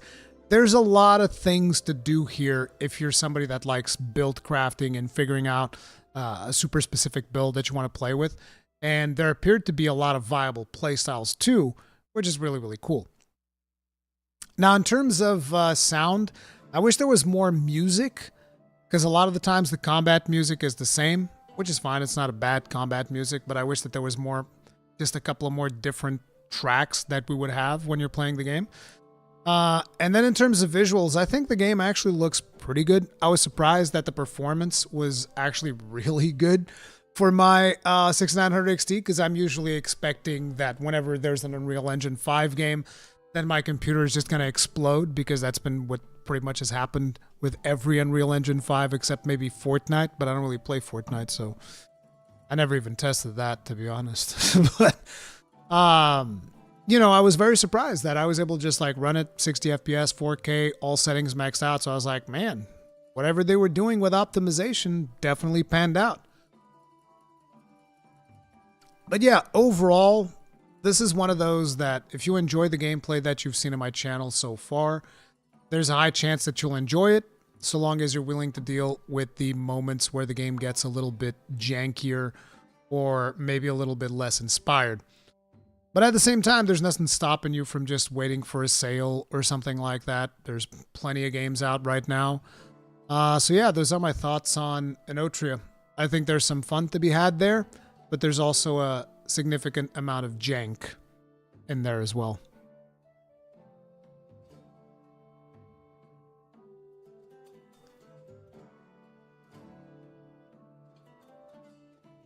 So next up, Longbeard shout out.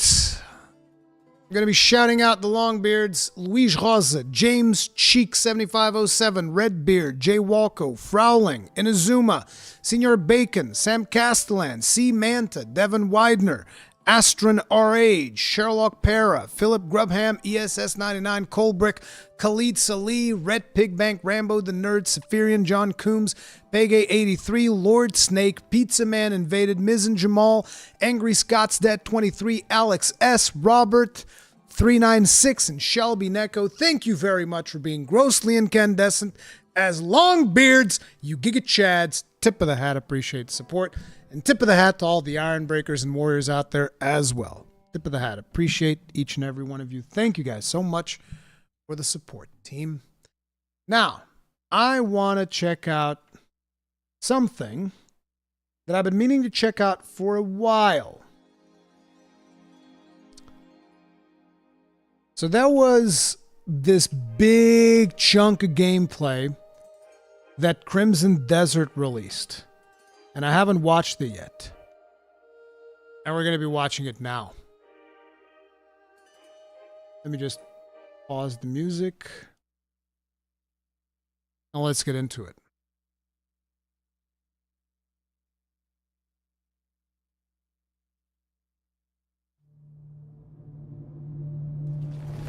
The continent of Palworld. A land soaked in blood, I think this is the first mission I played. whose history is written in warfare. Here unfolds a decisive battle between the Grey Maids who fight for peace and the Black Bears who seek to shatter it. I'm going to lower the volume slightly. This will give you guys a taste of that combat that I've been talking about for Crimson Desert, and one of the reasons why I'm so excited about this game.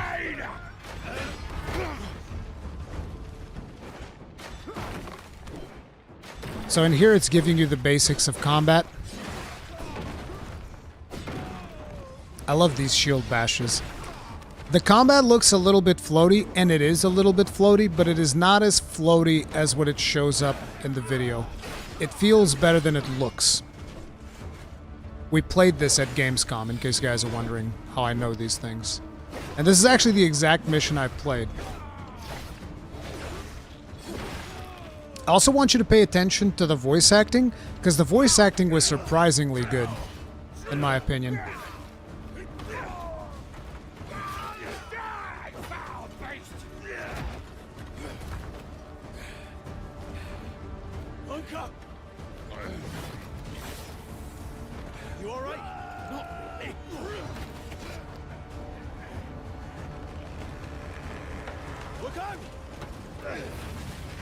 Back to camp. I'll meet you there. In one piece, I hope.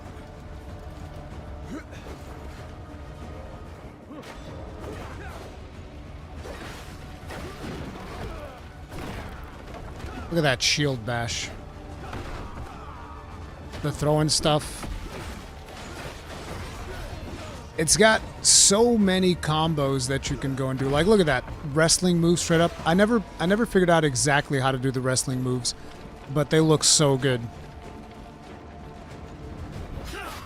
Yeah, the particle effects is annoying. It was one of the complaints that I mentioned in my video. They went a little bit overboard with particle effects. I wish that people would understand that sometimes less is more. Cockswagglers! What's the meaning of that, Mr. Tummy Giggles? Elucidate us on cockswagglers.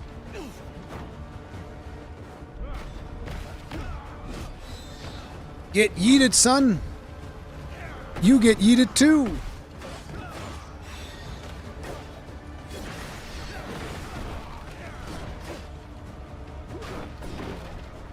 That was like a perfect parry right there. Then get bashed into oblivion. And you can like pick up and throw boxes too. You can straight up pick up one of those boxes and throw it at people.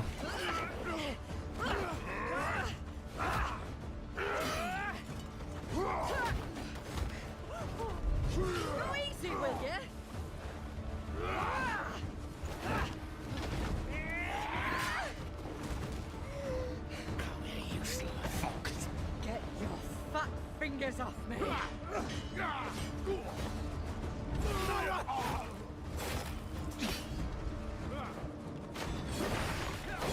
The story vibes that I get from this is very much Game of Thrones, but I think they're going for something more in line with Assassin's Creed and the Animus almost, because there's some strange portal stuff that happens. I'm curious to see if this gameplay shows any of that.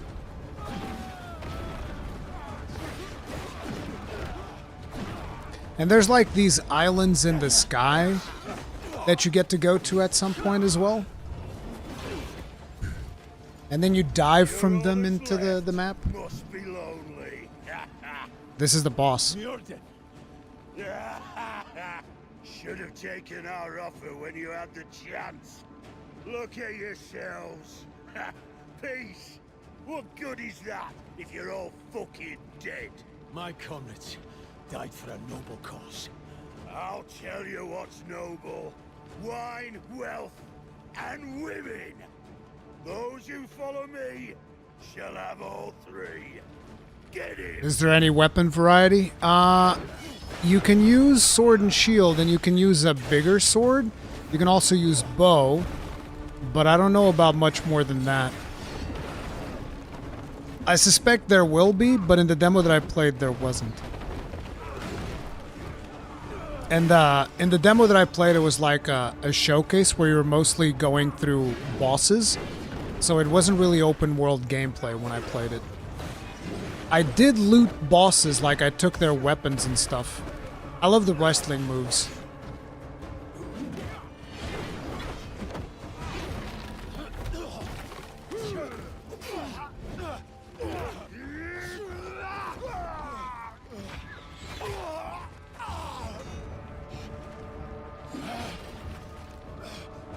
Greymane, tell me where it is.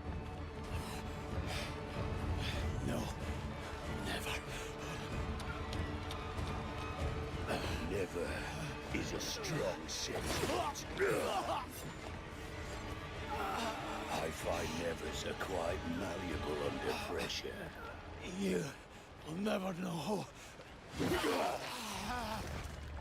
Wrong answer. Better look to the next Greymane.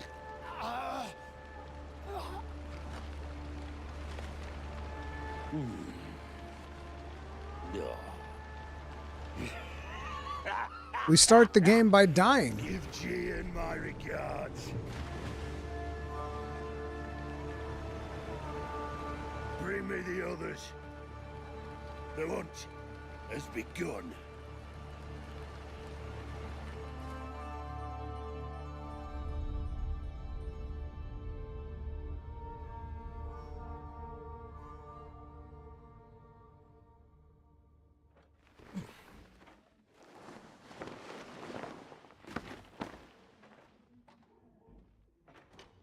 So I guess they're not connecting that death with what actually happens afterwards.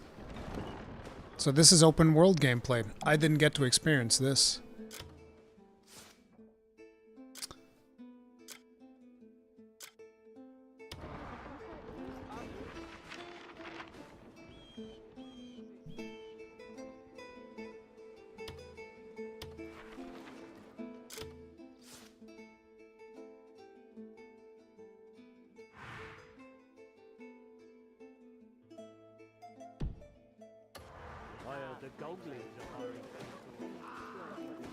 That's a lot of NPCs in one area. Supposedly they're using their own proprietary engine.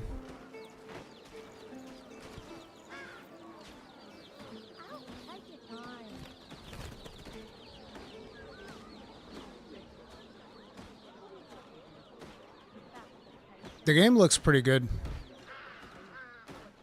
Doesn't look like mind-blowing or anything, but it looks pretty good. Banner's house was completely ransacked. They even took the horns off his goats.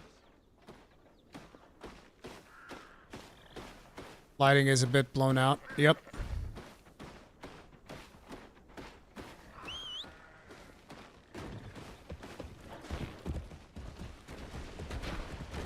Yeah, you can interact with things like I was saying. During combat, you can just pick up boxes and throw them at people or other things. I wonder if you can just attack any NPC. You probably can. So it looks like there's a GPS system.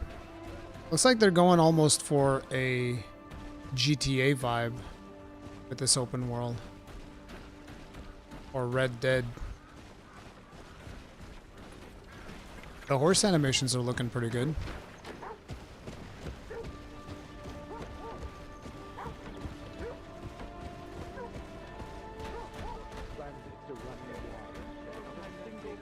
I'm assuming there's a bunch of side quest content that you can interact with while you're doing this. Like you can see markers on the map and stuff.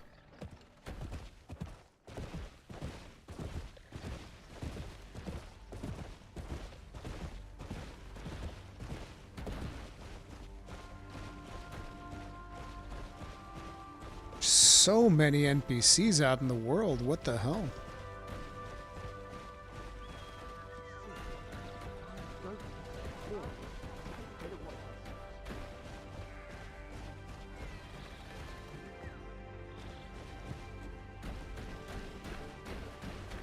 It's a very dense world, I'll give them that.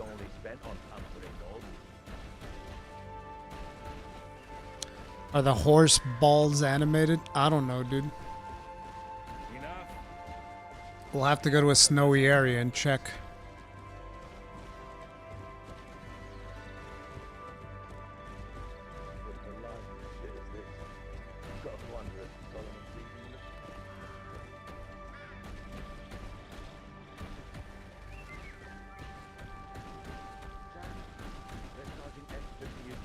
Dude, imagine what it takes to fill this whole giant-ass world with content.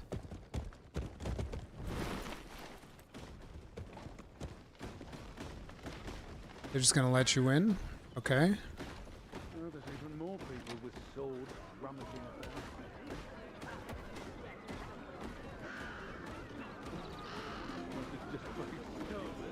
Well, I'll be damned. A grey man. Here of all places. Why would they recognize us?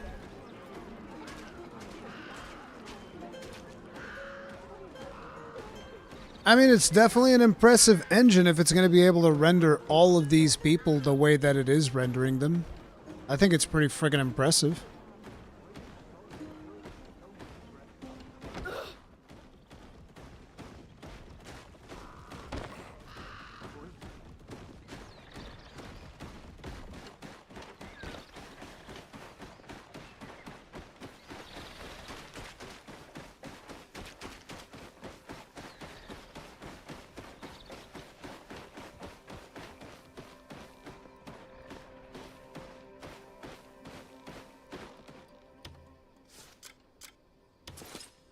Oh. Banquet attire.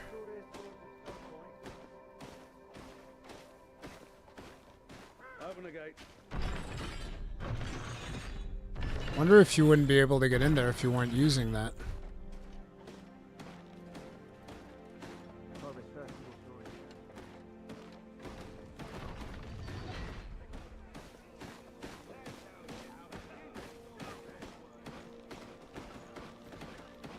No, I think this is going to be a single-player game. I don't think it'll have anything to do with free-to-play shenanigans. At least that's the vibe that I'm getting from it.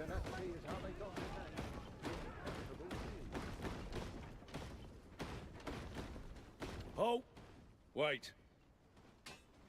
Seems like a permit. No clue where he got it. He don't look like the troublemaking type. Right, he can pass then. Open the gate. Head on through. And mind yourself. That was pretty seamless. Go on now. My God. If that's true, then we are in for a whole lot of trouble.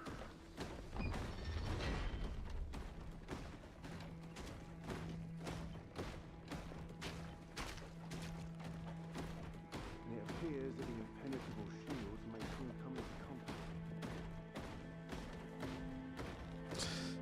Game reminds you of Shadow of Mordor. I can assure you the gameplay is nothing like Shadow of Mordor.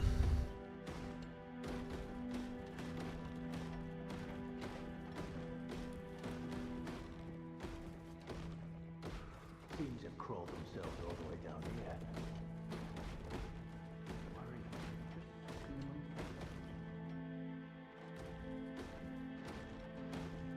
It's dark in here.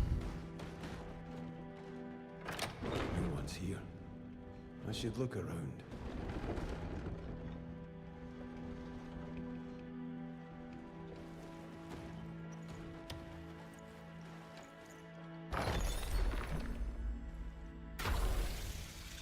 See what I was talking about?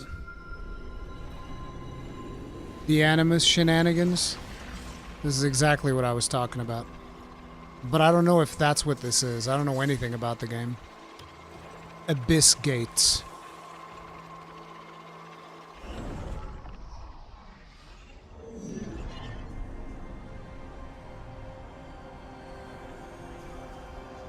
I wonder if they'll explain what these are.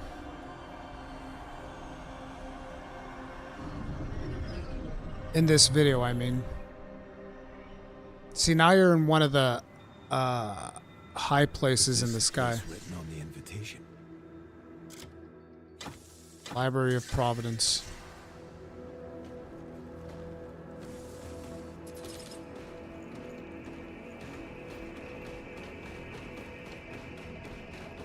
Not sure about the camera shake while you're running. It's a bit much.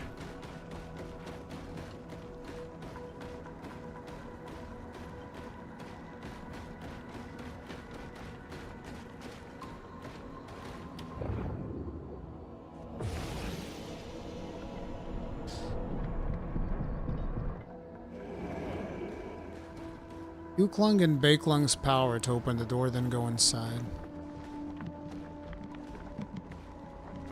I can't believe it.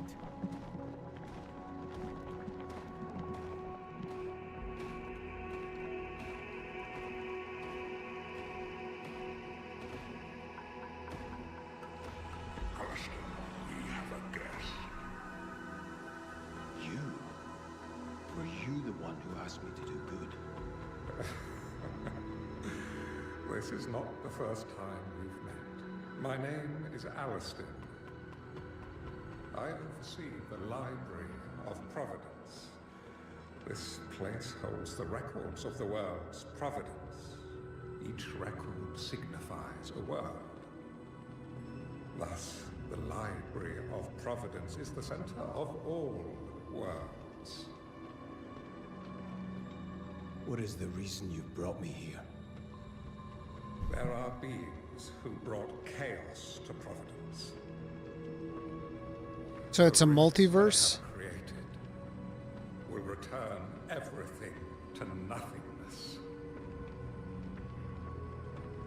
We seek to correct this.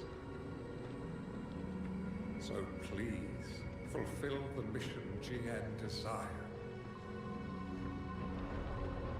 You know Jen? There will be time to discuss that later. What I can tell you now is that this mission will restore the disrupted providence. So please, honor GN's will. I asked if you know Jen.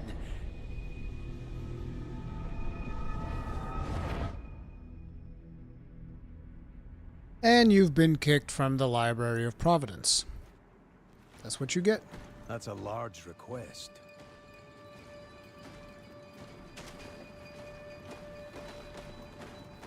Wait, there's someone ahead.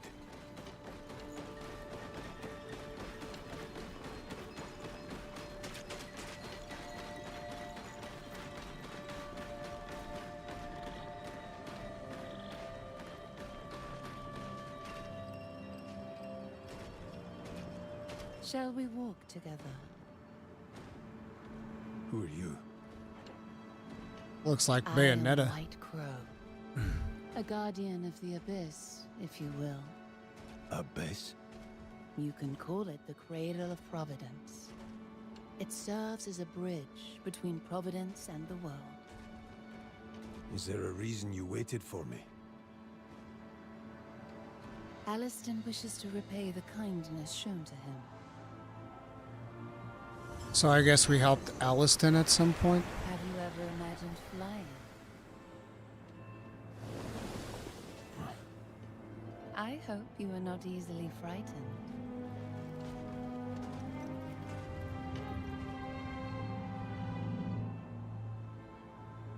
Are you telling me to jump from here? Don't worry. It's only one step. Well, that step better not lead to the afterlife.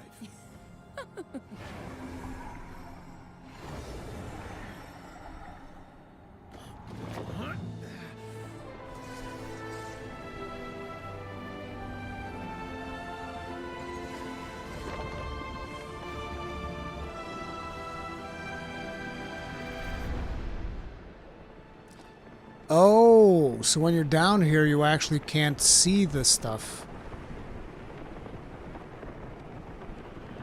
You actually can't see the floating islands unless you're on them.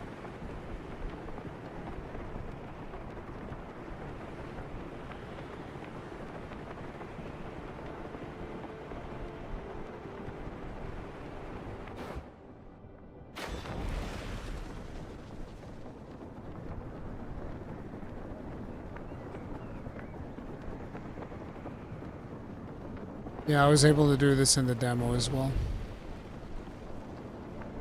You have gliding, which actually is really cool for most true open world games. Gliding just feels good. You go up to a high spot, then you glide on down. Feels great.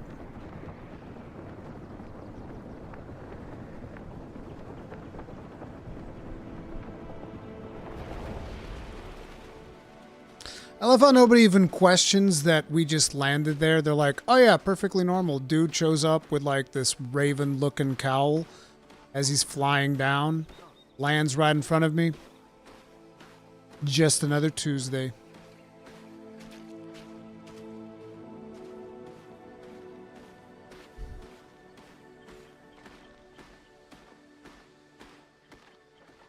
Man, they really spent a long time in this presentation just walking. Seems more sword swinging fools are running about for the day.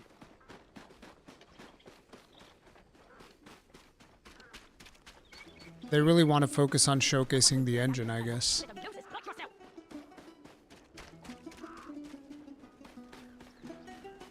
That guy has unusually long arms.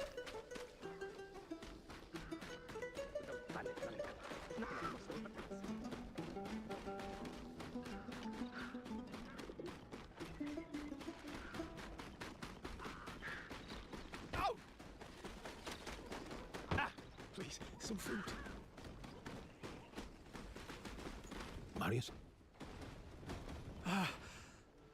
Cliff. Damn, Marius is messed up. See you again. You're alive. But your leg. I'm just glad I'm still breathing.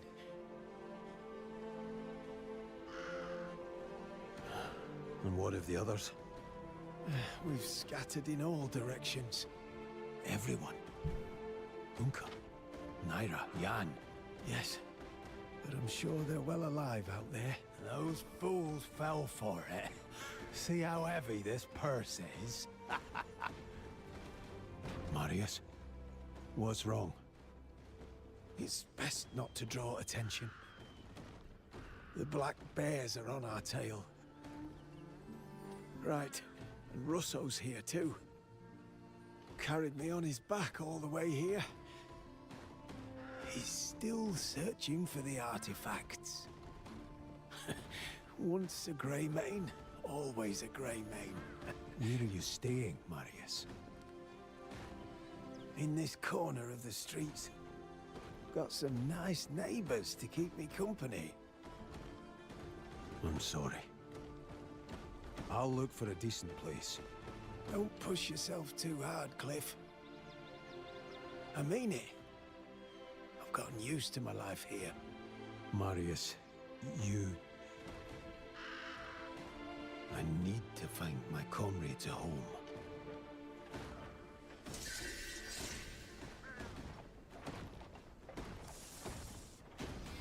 Have you heard? They say Grey Mane's here in Hanan.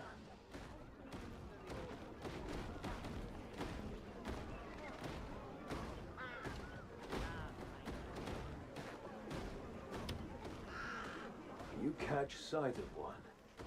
Pardon me. I'm looking for my comrades. Grey Manes. Seen any? Captain, I think a grey man's gone and found us. How much was Muirden's bounty again? 2 gold pieces? Is your life worth so little? Enough. Forgive my men. They may have given you a wrong impression. You may call me Matthias.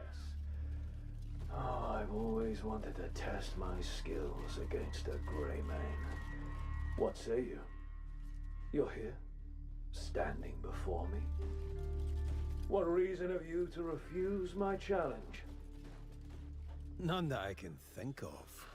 Ah, so it's true. Greymanes never run from a fight. I've heard the lengths you'll go for the sake of your mission. You seek radiant fragments that fall from the sky.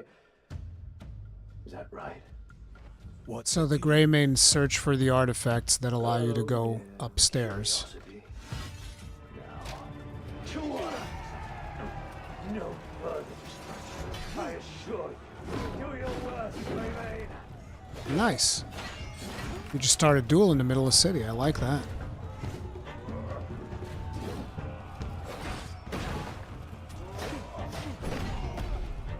The combat is really fun. I was really enjoying the combat when I played this. Again, it is a little bit floaty, but when you start nailing down some of the moves, it's friggin' crazy. Not to mention I love shield slams, so I'm biased.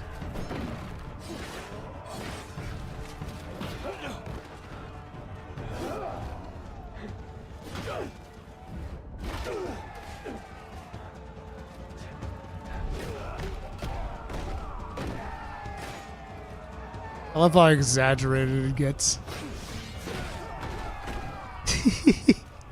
Slamming dude up into the walls.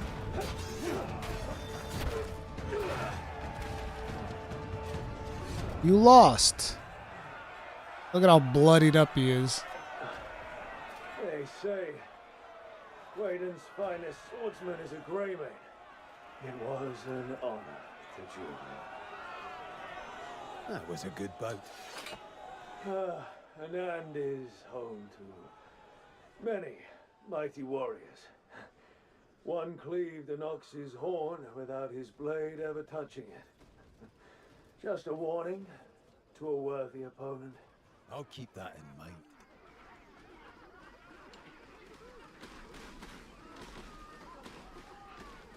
Oh, he just wanted to fight. Incredible. You really are the esteemed Greymane. Yes, this is the same studio as Black Desert. Has held a kernel of truth. I'm Barden Midler, the man responsible for keeping peace in Hanand. Come, walk with me, would you? Do you know me? The glory of the Greymanes is known throughout Hanand. Pardon my presumptuousness, but I have come with an urgent request. Go ahead. Not long ago, a boulder fell from the sky and crushed a farmhouse. We're calling it a sky. What do you guys think about the voice acting so far? Because that was one of the things that I brought up when I came back from Gamescom. I was very surprised with the voice acting. I wasn't expecting it to be that good. They employ a red smoke that bewitches the senses. So I beseech you, will you capture them and reveal their identities? I have my own mission, seeking out my Greymane comrades. I'll do what I can to help, but make no promises. That's more than enough. Until we meet again. I think one of the biggest things this game's got going for against it is time right now. Because I feel like the game engine looks fine, But depending on how late in 2025 they're going to be releasing, I feel like there's going to be a lot of people that are going to crap on the visuals.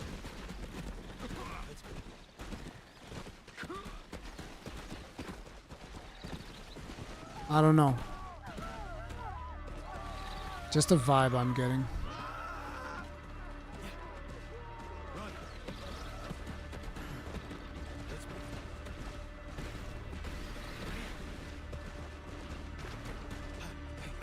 Fire's getting worse. Still people inside.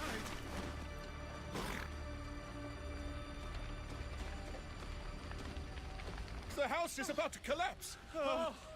Great Solomon, save us! Vile scum! To do such a despicable thing. There are still souls trapped within. How many? Oh, run, flee, all hope is lost. Three people. Will you help us? Without aid, they'll all die. How can anyone get to them? Please help. The fire is spreading. No! We must save them! No, you fool! Okay, this cutscene is really weird. For Solomon's sake! Was that rot worth all this? We should have just given it away. This is not the time for such musings. I mean, obviously the barrels have water, so we're gonna grab and throw them. I've got to quell the flames first. Yep.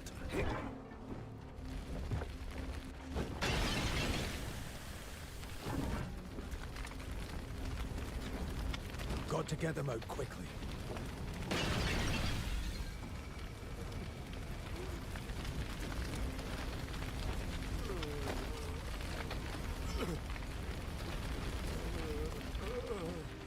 There was only one survivor. This way. Gods, to survive such hellfire. Oh, come now. Keep your wits about you. Oh, thank you. Thank you, you saved his life. Oh, Solomon, save us all. How could we repay such kindness? First, water. Bring water. Water. I've never seen anything like this. Was that rock worth a man's life? The healer must be... Oh, Lord of Light, the healer. Dear Savior, I'm ashamed to ask, but... What is it? Please rescue our healer. Well, he acted as bait to lure the bandits away, but he won't last long. As payment, I'll give you this cursed thing. It's the source of all our misfortune. That's probably what we were looking for to begin with. All right, I'll find it. So we're gonna go look for the healer that used himself as bait against the bandits. Healer on the hook.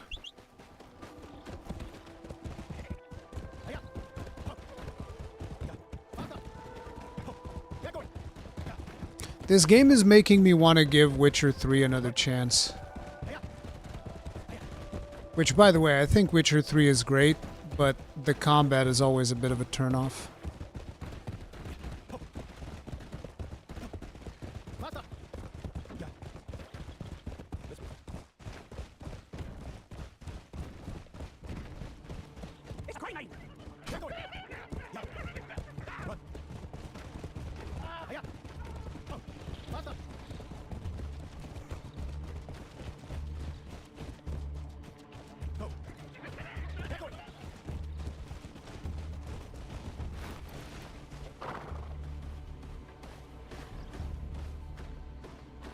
That must be the foolish healer.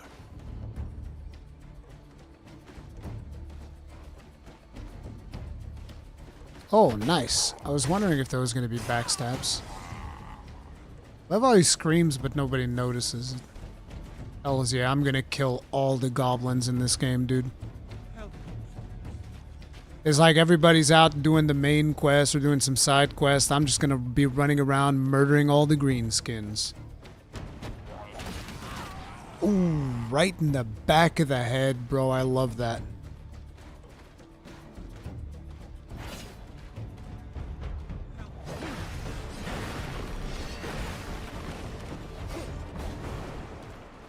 That's right.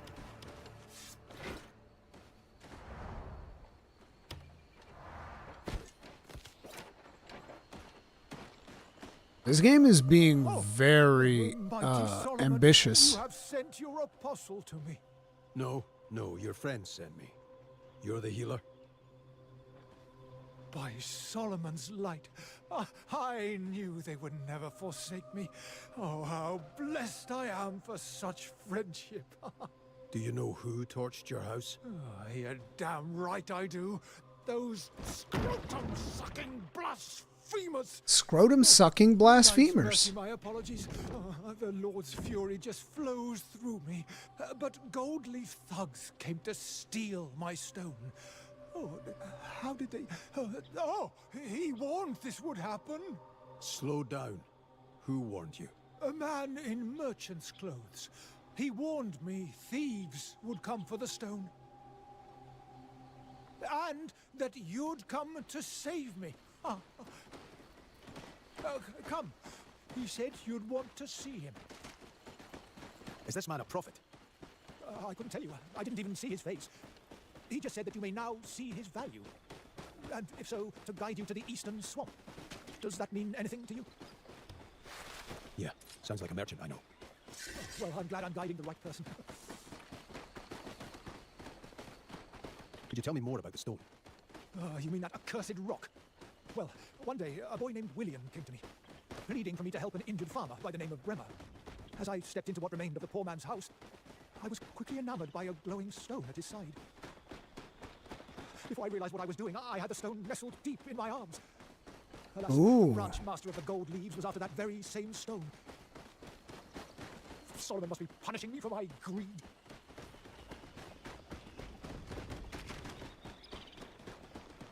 Well, you're on your own from here. This is all the instruction I received. Well then, take care of yourself.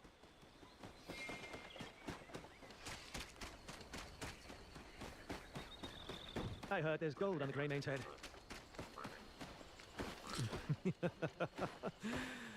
Then let's go hunt ourselves a Grey Main. Oh yeah, let's just show up in there. It's not like we're a Grey Main. You! The Grey Main! Not here to fight. Who the fuck asked? We were setting off to find you anyway. The branch masters put a generous bounty on your head. 1 whole gold piece. Seems it's going down. No, Yeah. you cheeky cunt. Get him! Kill him!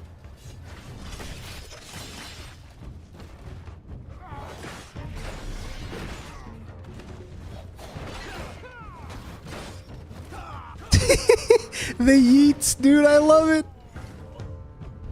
Give that goblin the yeets. There you go. Do the palm strike. He's got a palm strike thing that he can do.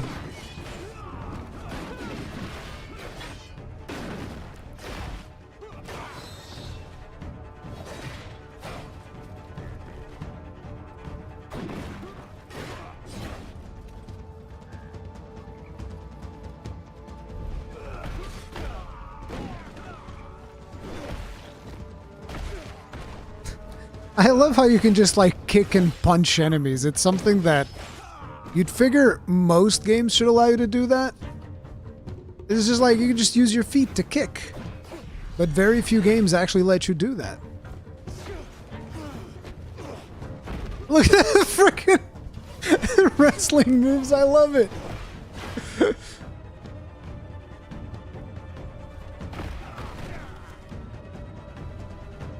This is one of the things that I'm not a big fan of. You can just pause the game and have yourself like a 10-course meal to heal yourself back up. Dude, the wrestling moves just send me every time. RKO out of nowhere. Exactly.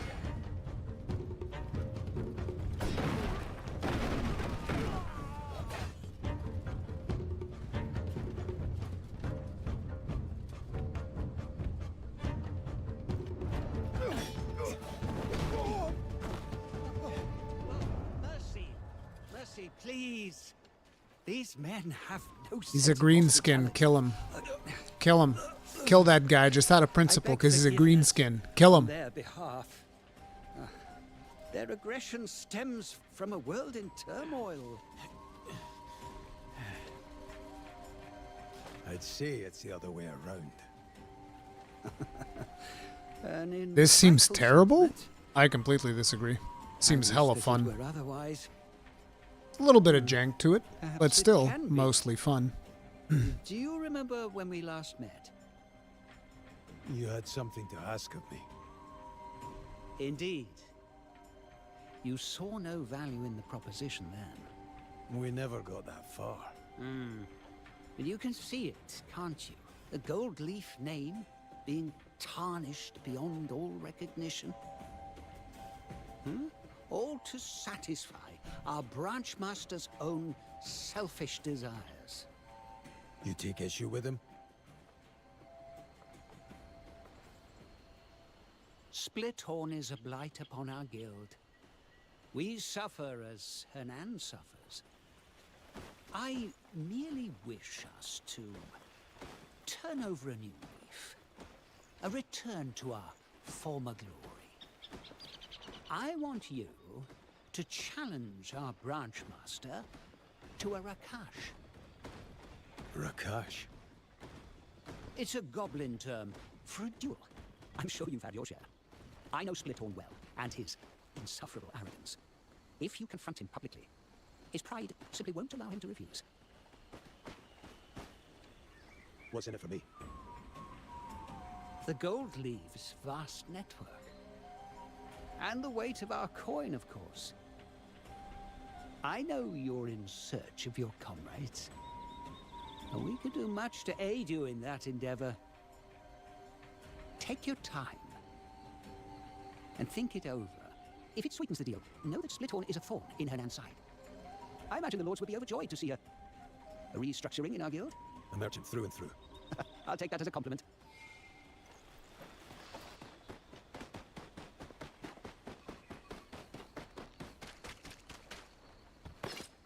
No, we'll just take their sword.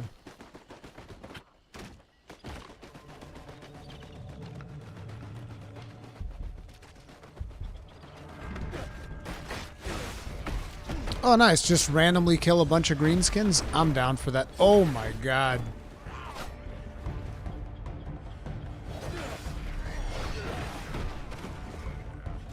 You were asking about loot? We just took a sword.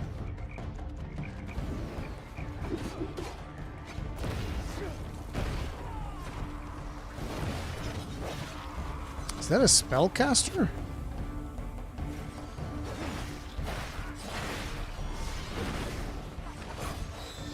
I think somebody's just throwing explosives. There's like a grenadier in the back. RKO out of nowhere.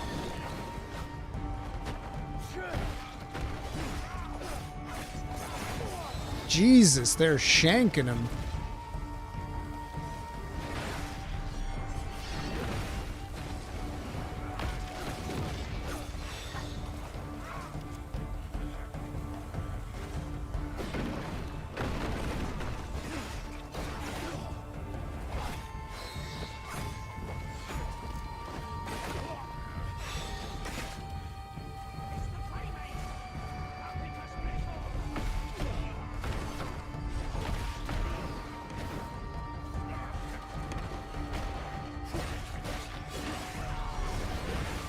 Jesus, look at how many of them there are. This is beginning to look like Dynasty Warriors.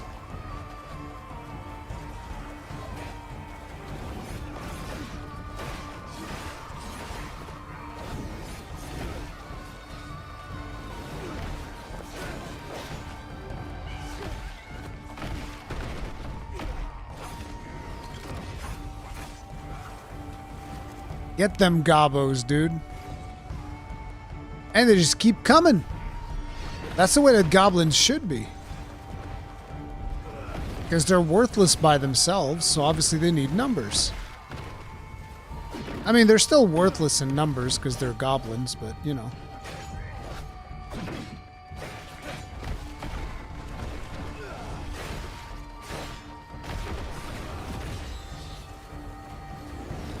He still hasn't used Palm Strike, though.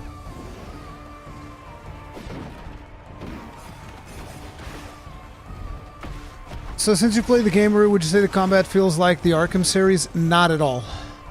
Not at all. I don't know if there's like a particularly good comparison, especially because when I played the game, I still didn't understand a lot of the combos. But like you have those jumping attacks, and then you have like R1 for your light attack with the sword, R2 for your heavy attack with the sword, L1 for blocking. I forget what L2 does. But then you also have combinations of buttons like square and X would do something, triangle and circle would do something else. Like square, for instance, was jumping. So you would jump and you could like leap off of enemies, and then you would be able to like slash midway through the air. Bro, he looks like Joffrey. Who are you to step into my domain and oppose me? Oh look, it's the white goblin. Put that word in your mouth. Will pay. Now I'll gladly take this opportunity to prove why the gold leaves answer to me.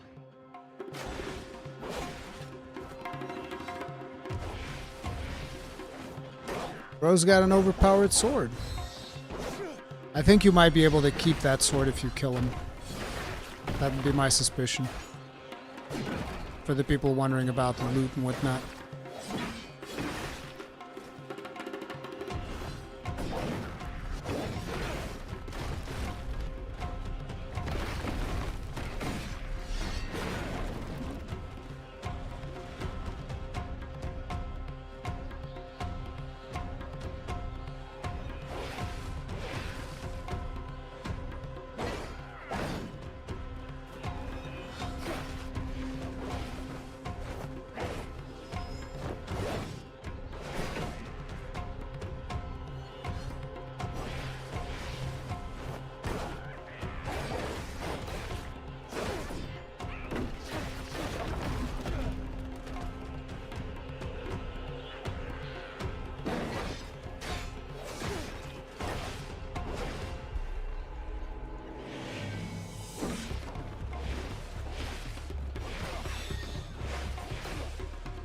Jeez.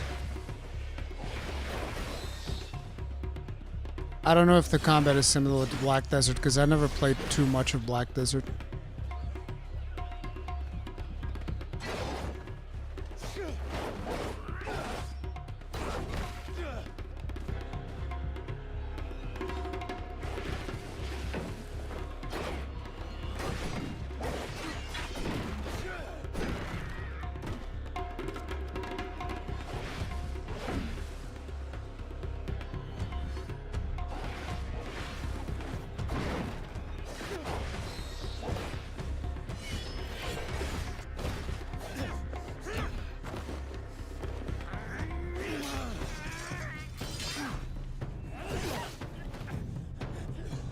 Get sliced up.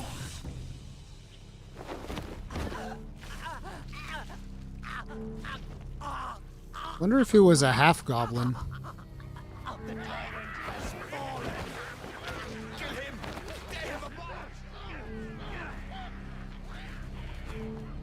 The blight has been purged. This Ooh. shall now take center stage. An The era merchant. of darkness has ended. Our branches, once beset by rot, shall see new growth, and our efforts in Henan shall finally bear fruit. This I vow as Branch Master Shakatu. I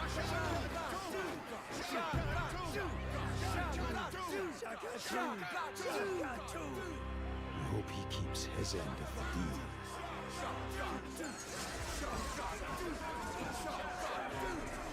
Do we not get to keep the dude's sword? I figure we would have kept that. Oh, that's that. That's that. So like I said, I'm actually very excited for this game. I feel like the gameplay, it's another one of those situations where watching the gameplay in a video doesn't give you the full vibe of what it feels like to play it. because I remember that I watched that, what was it, the one where he's fighting like that snowman-looking creature? And I also thought, this doesn't look that impressive, looks kind of floaty and whatnot, but then when I actually had the controller in my hands, it feels really cool. So I'm excited for this. I'm excited for this game. We'll see if it turns out good or not. But the thing is, we didn't even have a release date for this at all. It's just like supposedly next year, maybe? We'll have to see how that pans out.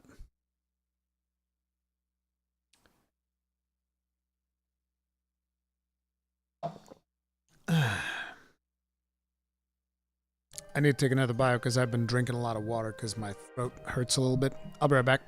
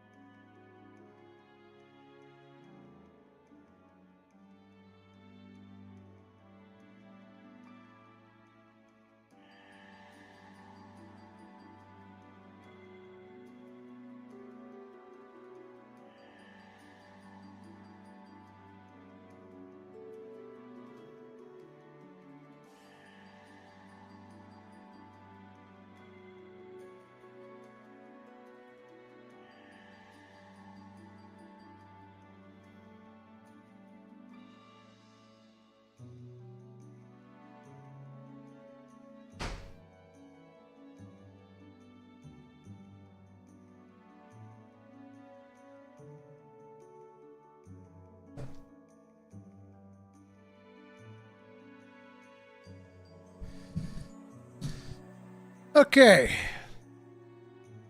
Let me turn that off. It looks like it's finally beginning to get a little bit chillier. It's about time. So anyway, we have some news from Dreamhaven. For those of you that aren't aware, Dreamhaven is Mike Morhaim's new company. And Mike Morhaim used to be the head of Blizzard. And so apparently, it says here, they're going to help indies with the good, the bad, and the ugly of launching games. We speak to Morhaim, Paul Della Beta, and FuzzyBot CEO Tatiana Dishlova about the publisher's first release. In 2020, Blizzard co-founder Mike Morhaim co-created Dreamhaven, a new developer and publisher with 2 internal studios and a partnership program designed to help other indies. Few companies can survive 4 years without announcing or releasing a product, but the funding put forward by Morhaim and his wife Amy, also a co-founder, as well as external investment partners, has given Dreamhaven the runaway to fully staff up its publishing team. It has also been able to recruit for his Moonshot and Secret Door studios, both of which are led by former Blizzard developers. There are now 100 people across all of Dreamhaven, including 30 at Secret Door and just 50 over at Moonshot. Yesterday, Dreamhaven announced the first title it will be publishing, Linked Banner of the Spark. by Fuzzybot Games, a studio that's been a part of the company's partnership program. Game enters early access on Steam on October 22nd.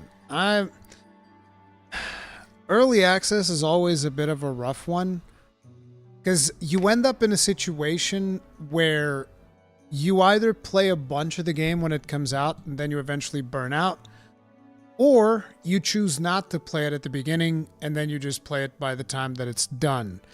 I've done both approaches on many games over the years when it comes to early access stuff.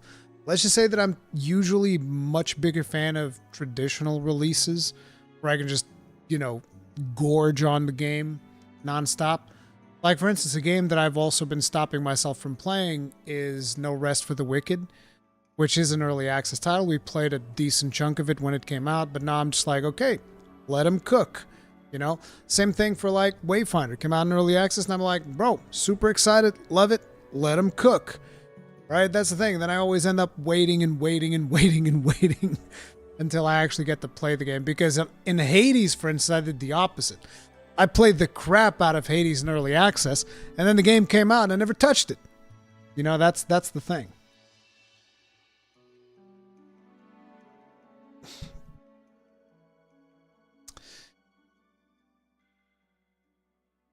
Meanwhile, Secret Doors on Cristiano's first title next month, with Moonshot not too far behind. We would have loved to release our games earlier had they been ready. Morheim laughs. The course of development is what it is, and this is how long it took.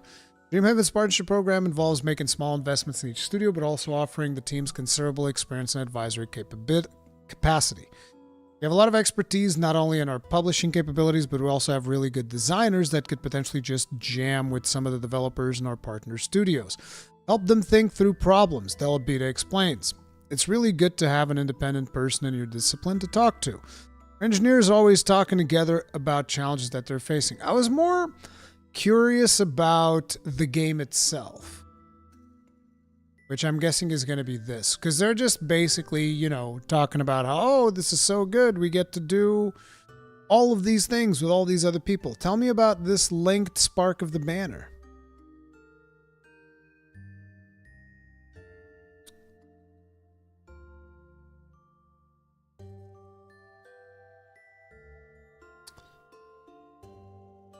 This is just a bunch of stuff about indie developing and all of that stuff.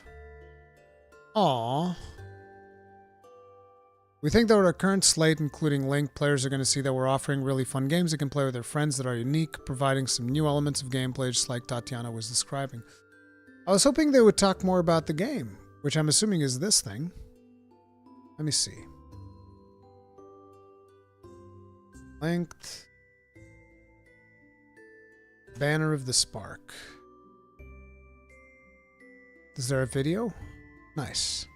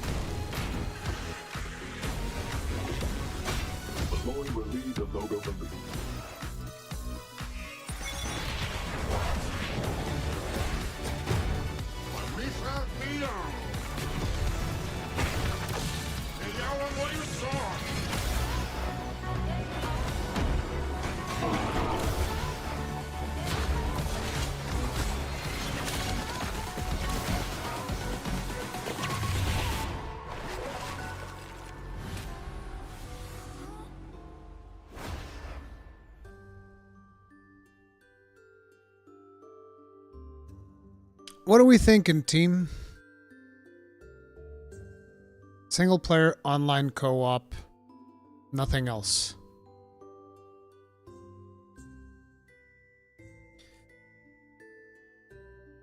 October 22nd. Arcade-style combat, roguelite-inspired progression, and cozy town building.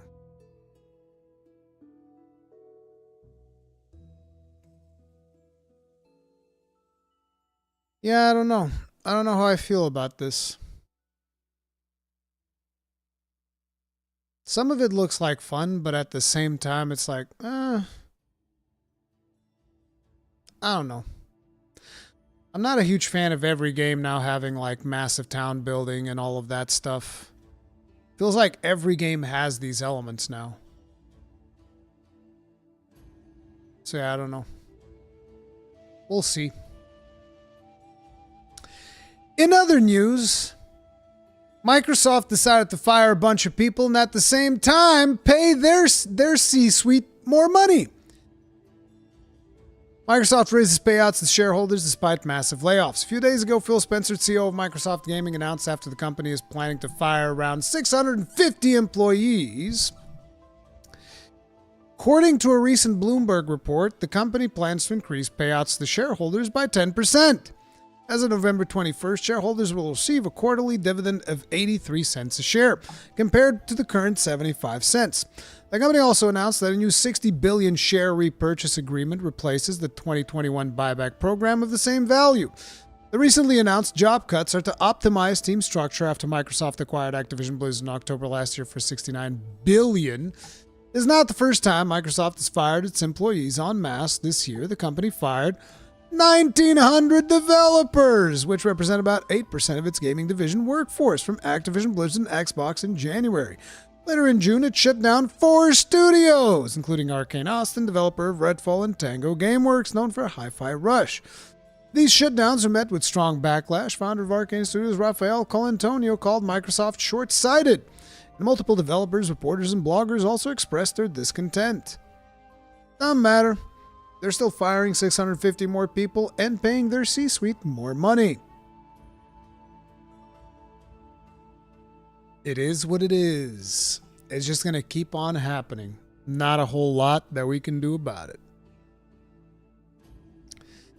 Then in here we have some great news. EA says that AI is at the very core of its business. What does that mean?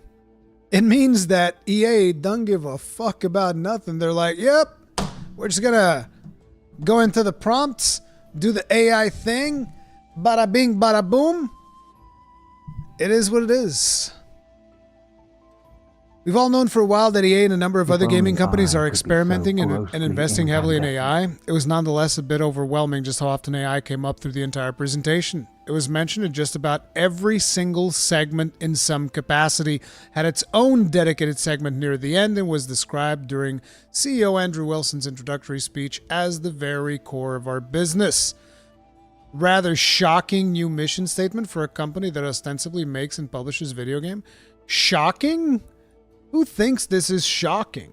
Squanch, thank you very much for being with us for 3 months. Tip of the hat, appreciate the support. Thank you. We watched the entirety of the 3-hour Investor Day presentation and did our best to round up all the AI highlights in an effort to paint a picture of what exactly EA is doing with AI and what we can expect to see in the coming years if its investments and interests in the tech pan out. I mean, they're just gonna get the AI to generate a bunch of slop. First mention of AI in the presentation took place right at the top, Andrew Wilson's opening speech. In addition to referring to AI as the very core of our business, not merely a buzzword, he announced that EA apparently has over 100 active novel AI projects in the works right now, ranging from the practical to the very experimental. Wilson divvied these up into 3 categories: efficiency, expansion, and transformation. Wilson describes the efficiency projects as not just cost-saving, but related to doing things faster, cheaper, and at a higher quality. Faster and cheaper, I agree. At a higher quality? Nope. Hell no. He cites College Football 25, saying developers could not have made the game's 150 different stadiums and over 11,000 player likenesses without AI. So there you go. If you guys are excited for College Football 2025, just be aware, it's a bunch of AI slop. Wilson elaborated by saying he believes AI can give developers richer colors to paint more brilliant words. Yeah, yada, yada, yada. In the talks that followed, a number of EA leads highlighted the ways in which EA is already working with AI tech in its existing games. Laura Meal, president of EA Entertainment, Technology and Central Development, talked about something called the Sims Hub. First AI features coming to the Sims universe. EA plans to release a platform with supercharged discovery tools that use AI to allow players to find user-generated content more easily. She showed off an AI application that uses a photo search feature, allowing users to drop in photos of real-life houses and then find user-generated houses that look similar to them. Miel also highlighted how the AI can be used for character creation, with users able to drop in an image of a celebrity or person in a certain outfit and then generate a sim that matches up. These two features are actually not that bad. On the internal tech side, Miel talked about EA's asset library, which he describes as like the Smithsonian of game assets. Essentially, EA is a massive database of assets from all of its games and work behind the scenes over the years, and it's using it to train its machine learning capabilities and large language models. See, the thing is, how much of this data being used is data from EA, and how much of this data is going to be other things that they happen to have in their database. Like, oh, oops. Did we just drop like a bunch of assets from another company in here? Uh-oh. After Miel, president of EA Sports, Cam Weber took the stage to talk about, well, EA Sports. He showed off the already announced FC IQ, which uses tactical AI and real-world data to more accurately simulate how players and teams play together in EA Sports FC 25. I can't wait to see that. He highlighted Wilson's prior statement about using AI in College Football 25, noting that the stadium creator AI tools in particular reduced creation time by about 70%. I can't wait for this game to come out and people start noticing the imperfections in the stadiums. Allow developers to focus on building the pageantry and unique traditions of each school instead. The investment in each of these tools and tech will benefit the rest of our portfolio in the months and years ahead. Bro, most of the sports games that EA puts out are so incredibly uninspired. They're basically roster updates. And it's like, bro, cardboard boxes and AI soccer stars. AI chatter for you. Chief Strategy Officer Mihir Vadia took to the stage next to talk about AI and nothing but, opened by comparing technology to the advent of makeup tutorial videos and cat videos, which he said people initially dismissed as trivial or niche, but now are ubiquitous and wildly popular. He says EA's experimental AI efforts should be viewed in the same way as early YouTube videos.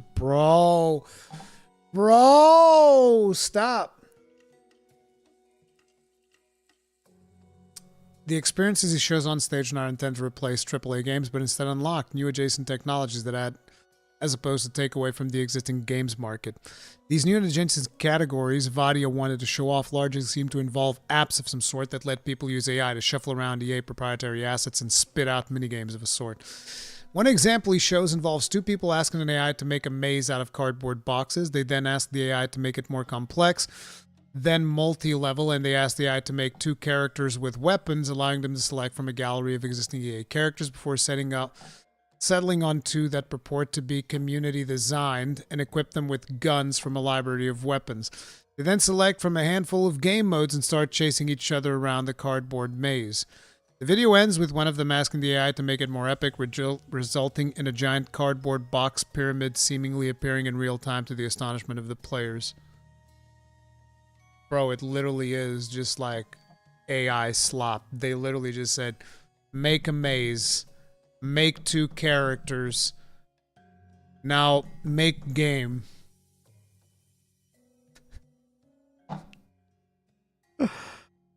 Oh my god, the slop, dude.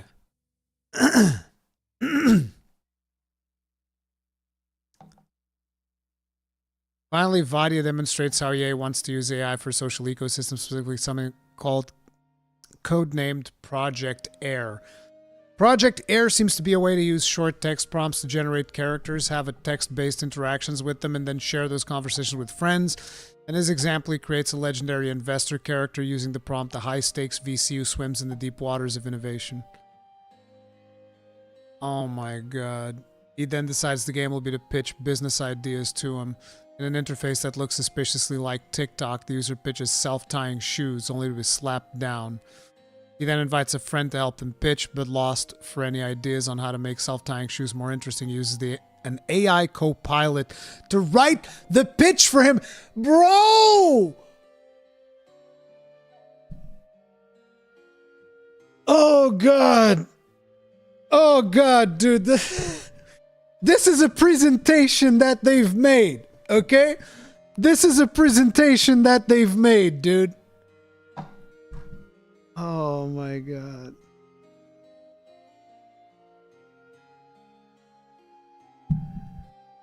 You can't make this shit up, dude. You just can't make this shit up.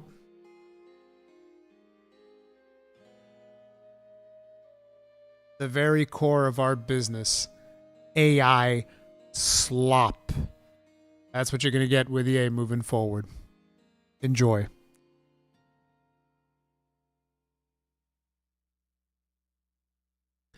Square Enix, once again, says that sales of Final Fantasy VII Rebirth and Final Fantasy XVI did not meet up the expectations. Isn't this interesting how they just keep saying the same thing over and over and over again? Square Enix confirmed sales of Final Fantasy VII Rebirth and 16 did not meet expectations. That's according to President Takashi Kiryu, who said back in May, the HD game sub-segment, blah, blah, blah, blah. As spotted by our sister site, Eurogamer.net, Kiryu's comments had not been made publicly available until now. Similar, Kiryu said sales of Foam Stars were also not as strong as expected. I said that since Foam Stars was announced. I was like, oh, it's Splatoon. All right, you guys made Splatoon. Good job. Likely prompting the decision to make the game free to play last month. At the time the president made these statements to investors, Final Fantasy XVI had been out since June 2023, which is about 11 months. Final Fantasy VII Rebirth had been released in February 2024. Square Enix releases financial earnings for the 3 months ended June 30th.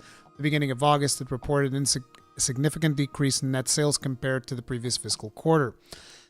As the publisher attributed the drop in its digital entertainment revenue, which encompasses its video game business, to a decline in new sales and new titles in Q1 2025, including Saga Emerald Beyond, Steam launch of the HD remastered collection of Kingdom Hearts. See, it's funny to see this because now there's also a bunch of people that if we do Steam charts,